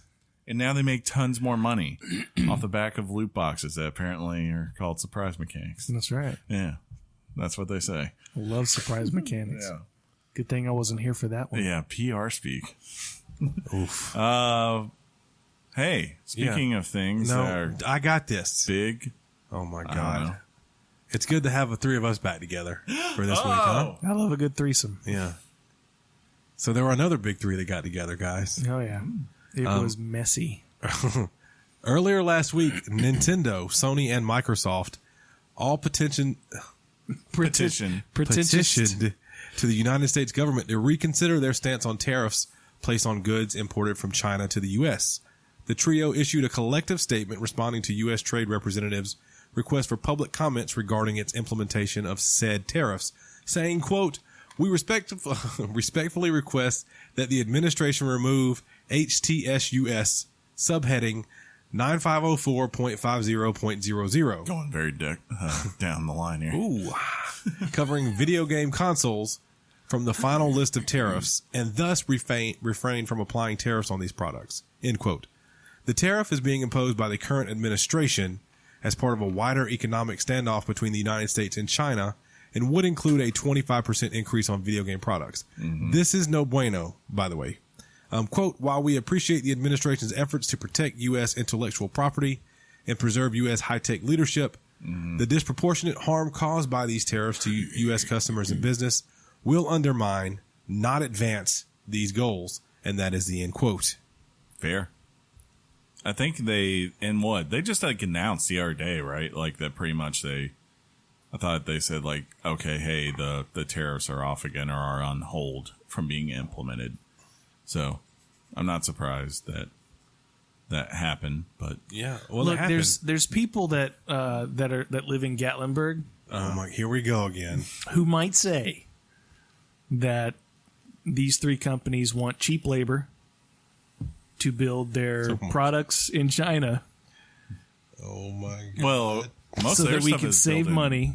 Most of their stuff is built in Taiwan, isn't it? I think Cheap labor in Taiwan. Yeah, they ain't going away. I think I think Nintendo actually was kind of shifting resources over to Taiwan from China in anticipation for what's going on. I would think the big reason why they wanted this or didn't want this is more so to be honest, they're all trying to crack into the China market. They have been for the last couple of years. It's been an up and down battle. And about the last thing they want right now is to know whatever goes into China they ship is going to have a 25% tariff put on there. Sony's not going to pay American tariffs No. Remember, for a Japanese company that's shipping to China. Yes, but China. It's about the manufacturing costs that are going to incur. Yeah. And and like any company would do, they're going to be forced to pass that expense on to the consumer as opposed to pay it up front themselves. But And I thought, like, again, most of their stuff, they've said it in the statement. I just didn't include it. Yeah, I thought it was Taiwan is like where all this stuff is made. It's not made in China. Apple, on the other hand, all their stuff is made in China. They're the ones really screwed. Maybe that's true. Yeah, but I think it's a smart move for them to partner. And I mean, I don't know. I just hope this all gets resolved. I sympathize with both with both approaches. I'm a free trade guy. It's just, how do you be a free trade guy if you know that your trade partner is not going to be a free trade guy with you? Yeah. It's like, how do you respond to that? How do you it's just not ideal at the moment. It's never perfect. You know what's also not perfect, Sean? Sean can name a few This things. is not on me. Yeah, I know. I'm just asking you what's not perfect. You? Jeez. Was that too much? Google just- Stadia. It's going to be great. I've already got I my was gonna Founders just Edition. say- Do you? Data Sorry, buddy. caps. You don't? No, You're not going to get it? not after. Yeah, we'll talk about it. All right. Google data caps and more. Google Vice President Phil Harrison believes that the internet service providers will adapt to accommodate video game streaming. By this, he believes that internet providers will begin raising data caps to permit increased levels of data required by Google Stadia. Quote, data caps is not a universal challenge. The ISPs have a strong history of staying ahead of consumer trends. If you look at the trend over time, when music streaming and downloading became very popular, data caps moved up. And then with the evolution of TV and film streaming, data caps moved up. Did I do that again? No, it's saying. exactly what it needed to say. Just read what you wrote. I'm in my own head. Yeah. Yes. And we expect that will continue to be the case. In addition, games purchased for Google Stadia will not be removed from your library if purchased games, even if the game is removed from sale. Phil Harrison clarified, quote, "Now there may be, as we've seen in the past, times where the developer or publisher no longer has rights to sell to new players, and that means that the game will not be available to new players, but it will continue to be available to existing players." But to specifically answer none of that is bad news.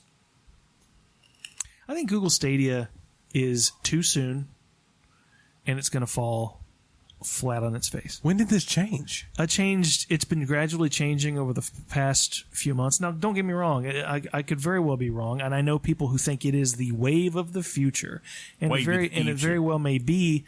And Google might have the ability, the financial resources, of course, to sustain that dry spell. But I would argue that this obviously is coming out this fall. Mm-hmm. You currently have your own consoles that are going to run all the games that Google Stadia is going to provide when it launches. There is fundamentally no reason to purchase this software for at least, not software, but this service for a whole other year. Sure. We won't know until a year later whether Google Stadia is going to be offering anything different than what the competitors are. I think in a year, Google Stadia would be a very attractive, cheaper option as opposed to the $500, assuming $500 Xbox and PS4s. But then we get this news, and it's something that people have raised, that you're going to be constantly eating up bandwidth, and you're going to get that crazy bill on your monthly. I mean, people who game the way we game, I don't know that Google. I've got unlimited internet at home. It's 50. But it's there's going a to data depend cap. where you are. Most of them that say unlimited, they punch in that data cap after so many. I know mine doesn't. It literally doesn't. I think it's going to really just depend where you live and how things are. Like, for someone like Shaun, I do feel bad for you for something like this because I know how limited your options are. But for something like Columbus, right, we have so many ISPs. We're lucky that way. And you just understand, like, look, if someone figures out that it's a market that's wanted and they go, okay, well, we're not going to put hardline charges on data caps because that will grab that market, you will quickly see everyone else in the market eventually go, okay, screw data caps in this area. That will be, capitalism, right? But on the other hand, assuming, I mean, he's making a very educated guess. Yeah. I grant him that. I'll say, but it's going to take a while before internet companies go, we're not just going to respond to Google. He's right in the sense of probably how the major populated areas will go. They will adjust to, and he's right. Like, because, a couple of years ago, 6 Verizon, months down the line, a year down the line. It takes time, but the thing that matters is really how they've built their plan. We don't know that. If they're smart, they've made this where they expect it to be a slow build as opposed to an immediate cash in. And again, as long as they are willing to ride that, early hard times, think of VR. VR a couple of years ago was hard times and was a lot of waiting. And now you can kind of see the wave is coming. It's becoming more and more accessible and easy. Shaun the other day was like, I want an Oculus.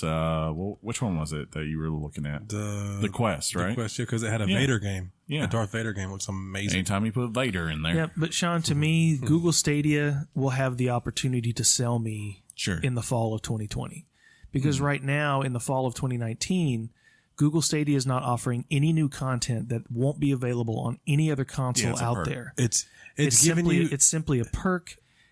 I can already play a game in 4K. I can already pay, and I can buy games for $60 without having to pay an additional subscription fee of $9.99 a month. Get in on the Founders Pack. There's going to be you're going to be one of the first to experience it, and it's going to show you, oh my God, when that new Xbox comes out or that new PlayStation comes out, I don't need those systems. I can save my money. And I've already spent $129. But all I'm paying for is early access to a name. Really, the founders back, Not all true. they're doing is, honestly, they're just trying to make sure the service is going to work. That's all they care about right now. They don't. And in the meantime, I can play Doom on the Xbox One X. You sure can, but and not with the be a exclusive controller. But I would actually and not be a guinea pig for Google Stadia. Yeah, but I'm more not, than likely, I'm not paying them to test me. More than likely, on if whether it the does service work, works. if they've got it right, I will say 2019, early 2020 before the fall, the big allure would be if they are giving you PC quality, because 4K on a PC is going to be true 4K, and it's going to be 60 frames. It's going to be better than anything that's on Xbox One or PlayStation 4 at that point, right? Sure. The question will be, what's the next jump up? And guess who's going to be playing it? You know, This guy. Because I'm going in on day one, John. So yeah, listeners, don't worry. I got you. you know, I also got you. It's going to be golden. PlayStation. The times I'm going to have on my Stadia. Hey, those are things. Speaking of gold, July's Xbox games with gold. You got Inside, which is a good one if you haven't played it. Remember Nutsack. There's a Big Crown Showdown. Which is the name of your Richard. Big Crown Showdown. You got Castlevania Symphony of the Night for Xbox 360. You got Meet the Robinson. I think it's Sons. Yeah, I know. I'm looking at the news team for Xbox 360. I'm going to do the PlayStation 2. Is that cool?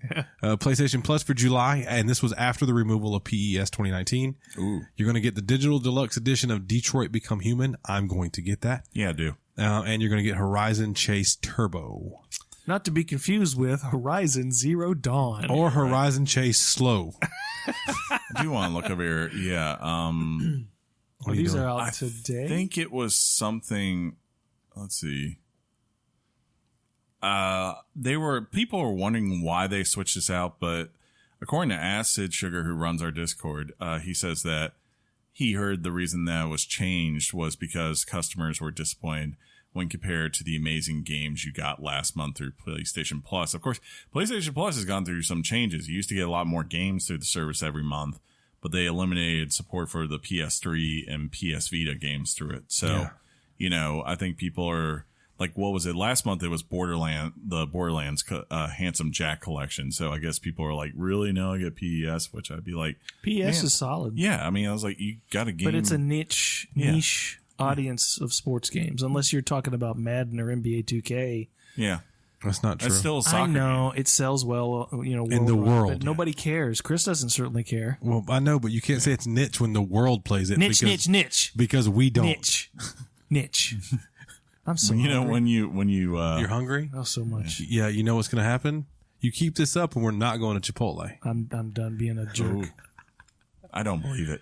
Well, I'll consider, John, leaving Chipotle on the table. While you consider that, consider this. Sony What? considering studio acquisitions. Oh, copycats. See, Sean, acquisitions. Is not the same Is as it a- acquiesced? Sony is considering acquiring more development studios as if they need them as it gets ready for the launch of the PS5. Sony Interactive Entertainment president and CEO Jim Ryan said that the, quote, content is more important than... Content, John. Content. The content is more important than ever before, end quote. Also, quote, companies new to the games industry looking at the market with hope of something we definitely welcome. Sony Interactive Entertainment has 25 years of experience in the games industry and has big assets. Yeah, they do. Big, gaping assets. Yeah, they do. End quote.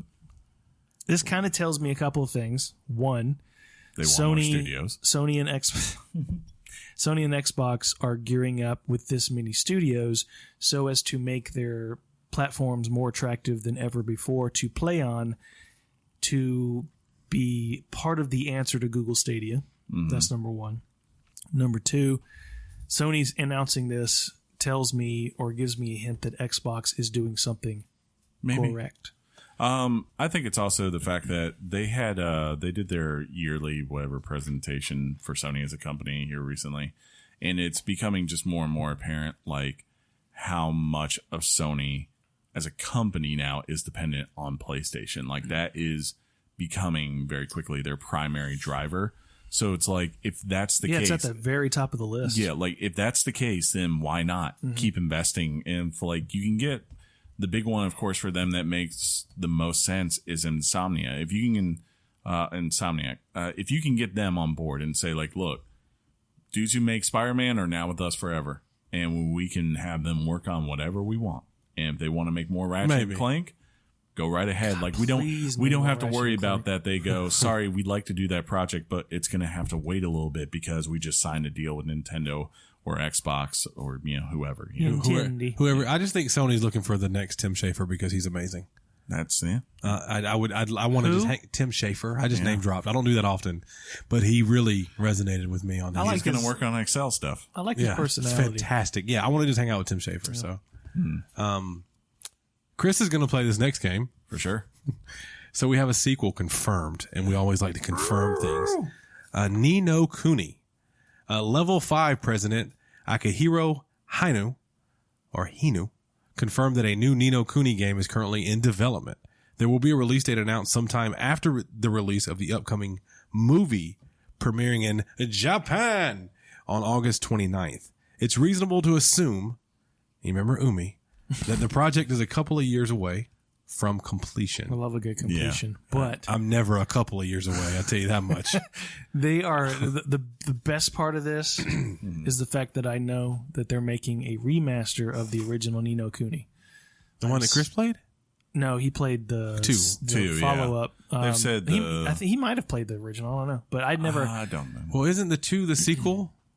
It's So why is there a sequel to the sequel? Well, to be fair, because there's Gears of War 5, baby. When they say sequel to, it's very much in the vein of they're not like Final Fantasy. They're independent own stories, own characters, own standalone. But it's also coming. Worlds. The remaster is also coming to the Switch, so hopefully it's not a. You've had a lot of great experience with Switch games. There's just no excuse for this. Level 5. Yes, there is. It's called the Switch is not as strong as the Xbox or PlayStation. Nope. Level 5 is Nope. Not it. I want to say now that they own this game, because the first one was done in coordination with the dudes who do like all those wonderful Japanese artistic moves that come over to the West, like Ponyo Spirited Away. Yeah, Spirited Away, all that kind of stuff. Now their studio is the sole one working on it. I would expect that this will be a series that until it dies off or just hits a bad run, right? We'll probably see a new Ni no Kuni game every 2-3 years, which is awesome. That game is very beautiful. Yeah. You know what else that was beautiful, John?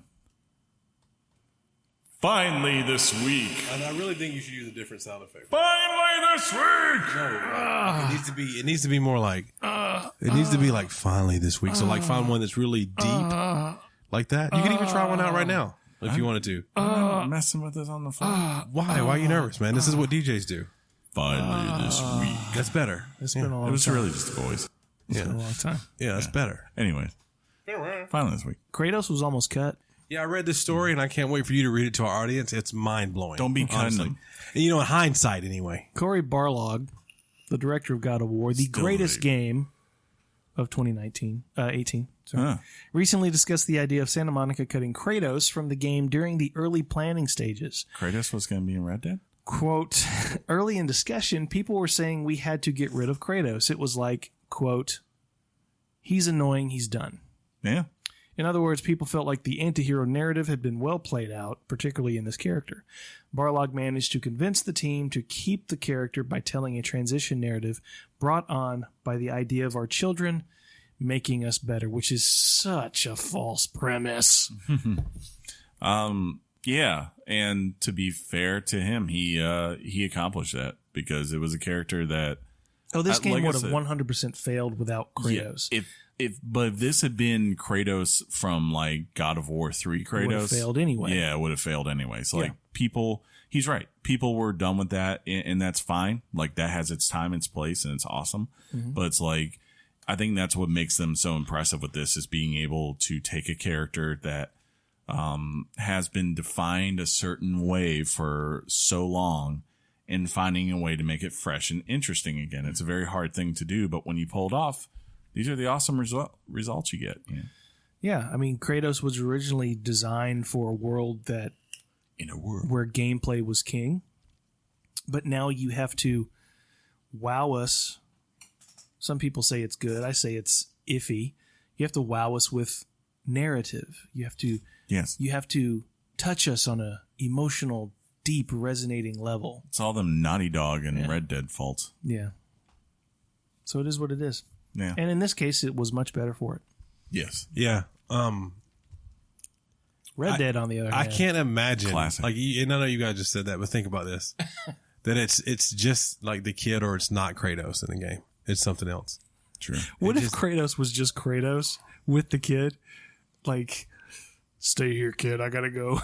If he's like, I gotta go make it with this nymph. If he did that boy where he's just like, hey, I think you need to go up there, and he just looked at me and was like, thank you so much for your idea. That's his, and walked over. That's his favorite quote. It is. It is. It's literally the only one he says ever. It is, but that's what I remember. And that was when I said, all right, Kratos, it's been a fun ride. No, that's when Greg Miller told you to feel that way. Yeah, he was right. Yeah, of course he was. That was a zinger right there, huh?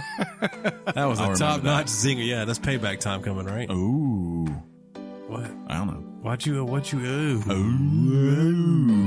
Anyways. You guys want to wrap this up? Never. Just to be safe. It's probably been a while. It's probably why I sound like this. Ooh. See the package, John. Oh, wait. I was on the thing. Oh.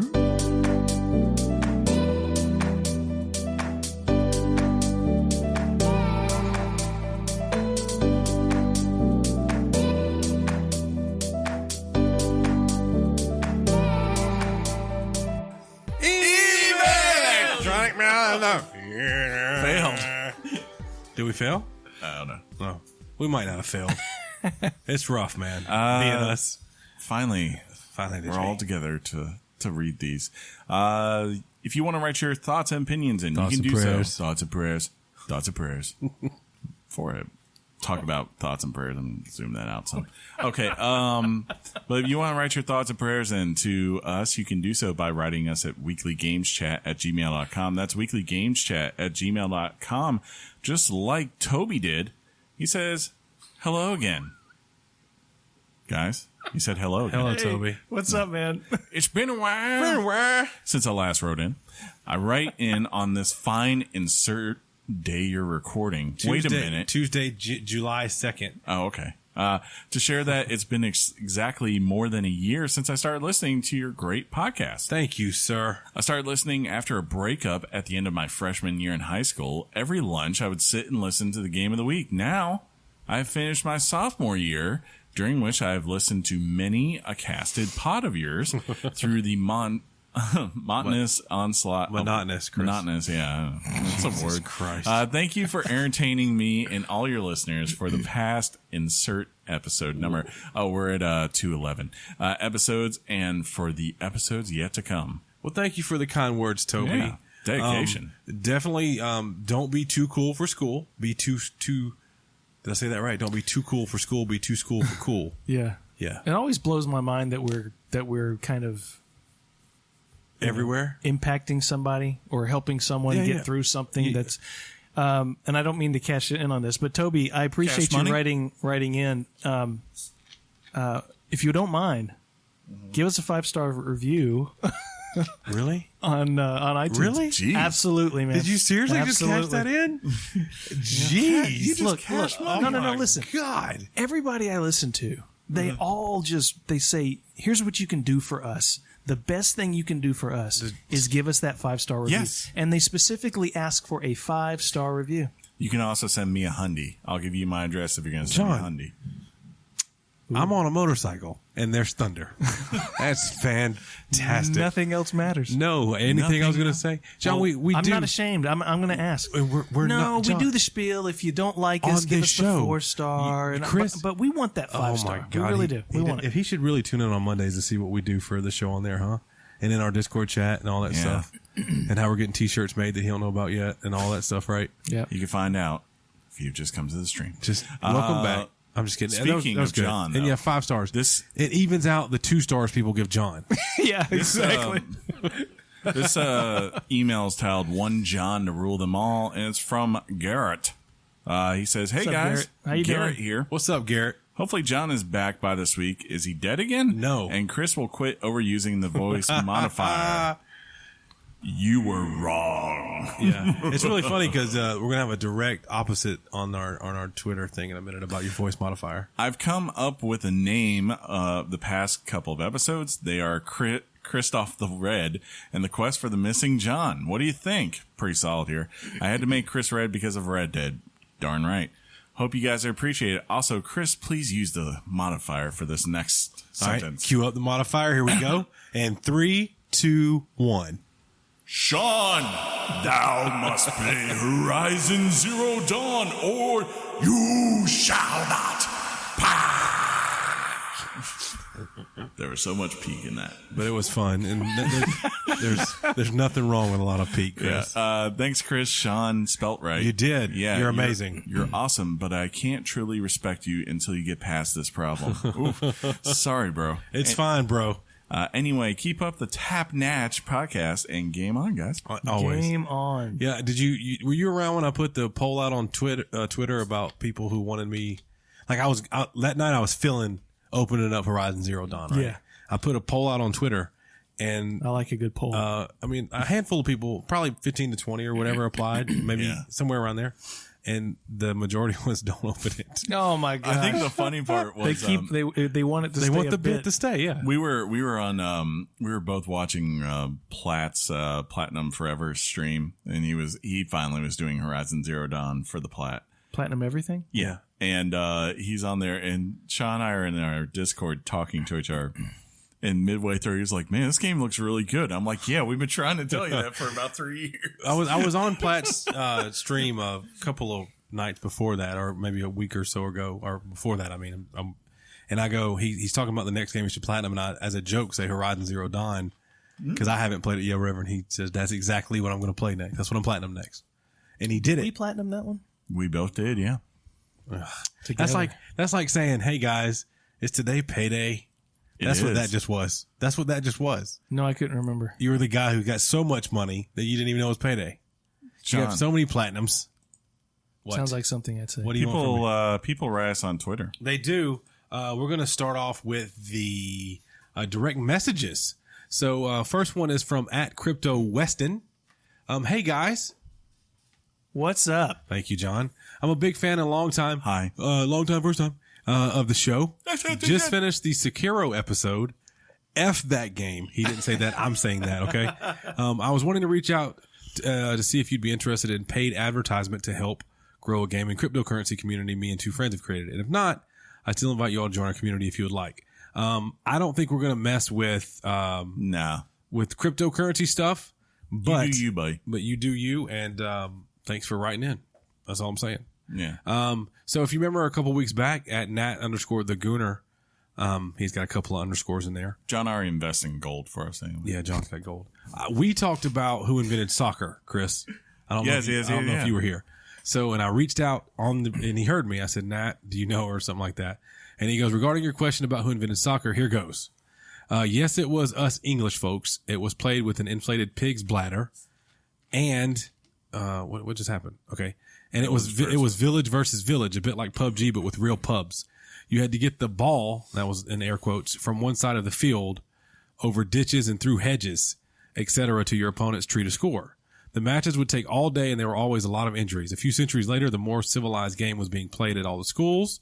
At one of these rugby school for boys, a terrible thing happened. A young lad called Webb Ellis caught a high ball out of the air and ran it to the goal with the ball in his hands. Everyone went nuts because that's not allowed, but the schoolmaster said it was such a great catch that it deserved to be counted as a goal, and thus the game of rugby was born. Bam. And they made a strange egg-shaped ball so it was easier to throw and catch. This would make Dan Marino's job a lot easier many decades later.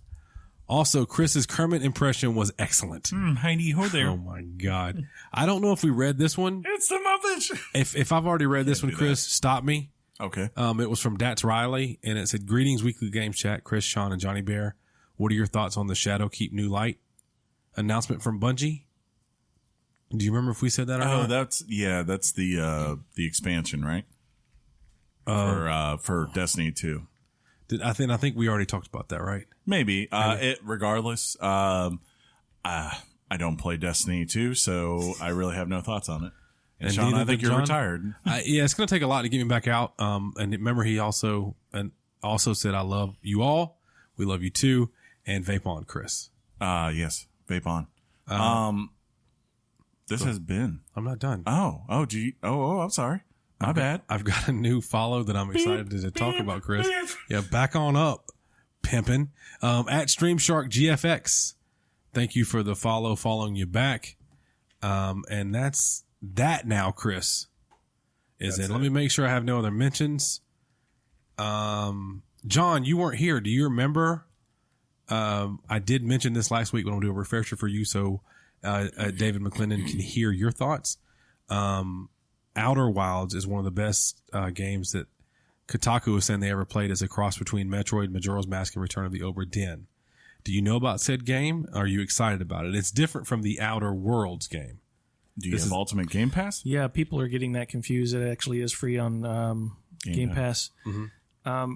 I've heard a lot of things. I was listening to Kind of Funny today, and somebody was actually calling it their game of the year so far. Yeah, it's got a. I've only played for 20 minutes, but there's supposed to be some mechanic in it that I guess is grabbing people. And I've tried to keep it not spoiled to myself. It's a space exploration game to some degree. It's not. Apparently, don't think No Man's Sky because there's like just a handful of planets to explore. But it says that it's the guy who was talking about it on the podcast today was saying that it was pretty much tackling every single emotion you can think of at any given time and sometimes at the same time. That's amazing. But you don't feel emotion. Yeah, you're emotionless. That's exactly what I was going to say. That's why I was about to say, F this game. F this game in the D. Yeah. But yeah, I've heard about it. It got decent, like in the 8s. Like an 8.5 average, I think. But now the buzz on it just seems to be growing and growing. The problem is people are going to confuse it with Outer Worlds. I think the hard part for me is just trying to find time to play it. Yeah, like we were just looking the other day. I was like, oh dang, Sea of Solitude is Friday. I'm like, am I going to play that? When am I going to play that? I don't know. Yeah. I do want. Hey, I know you're about to do the wrap up spiel when you tell people how to find us. And give us that 5-star review. Yeah, quick update. I did finish Band of Brothers, Chris. Nice. I think I know the episode you were talking about. It was a little later. Yeah, I told you, man. That's a hard one. Oof. But it's a vital one. You need to see it. It really is true. Just like you said, it really happened. Just like seeing that dude walk up and just like grab and hug him and like start kissing him on the cheek. You're like, yeah, okay. Oh my God. Yeah. It's a hard thing to watch, but it's very important. I know the listeners were like, is Shaun done with Band of Brothers? Are you going to go on to the Pacific now? I have to, right? You do. It's by the guys who made Band of Brothers. Yeah. It's not by the author because, the guy who wrote Band of Brothers was part of Band of Brothers. Fun fact. But it's a very unique, it feels very different, and it does, especially you'll see it too coming off this, the juxtaposition between being in either of those two theaters. Like they are. It's a good one. Like, and I've gotten this because I think like when you talk about Europe's conquest, especially when everyone went over there for D-Day, right? But they didn't know it was D-Day. Yeah, we're heading over to D-Day. Yeah, we're gonna go do some D'ing on the day. I think it's next Tuesday. Oh no, Tuesday. But like once that started, it felt like this inevitable conquest that everyone knew it was coming to an end. It was just, when is it coming to an end?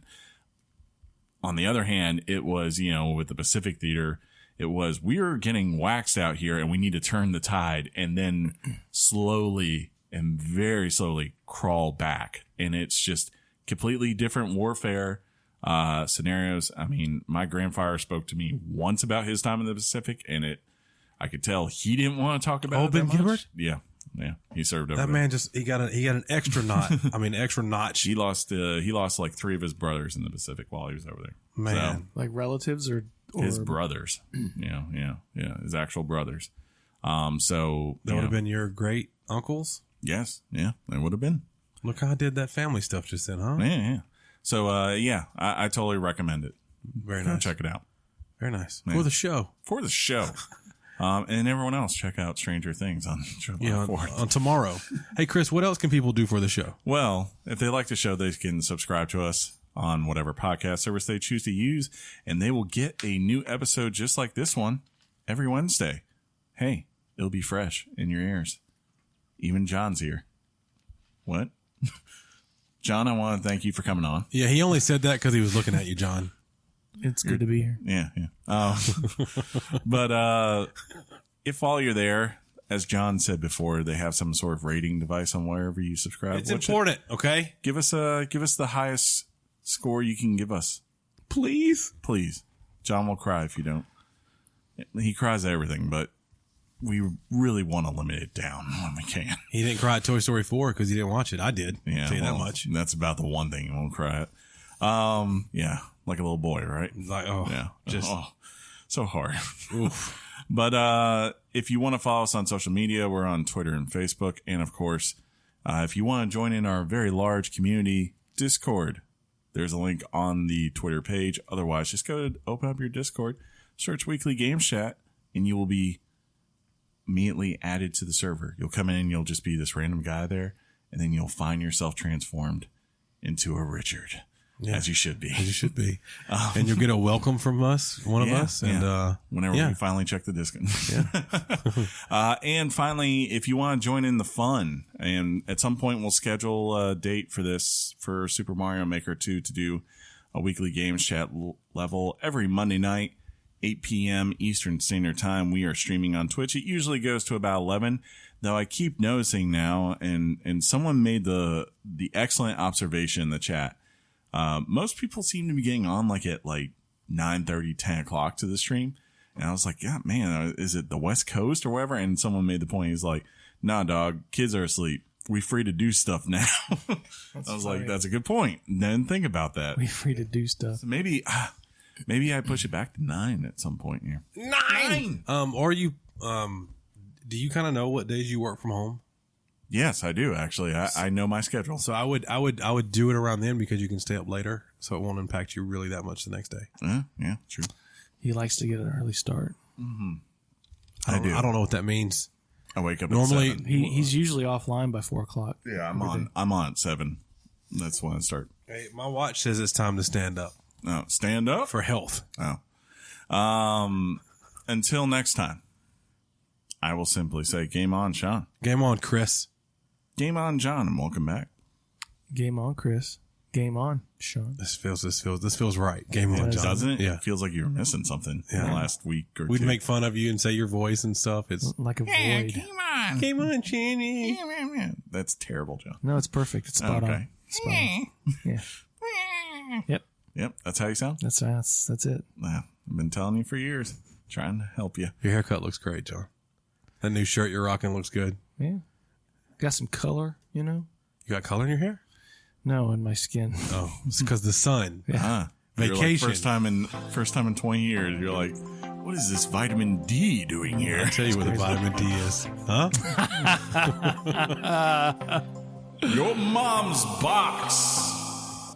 We don't get a sounder. I just get to say peace out, everybody. Have a good week. Thug life. Don't forget when your birthday is. Oh, yeah. I got to be on the thing.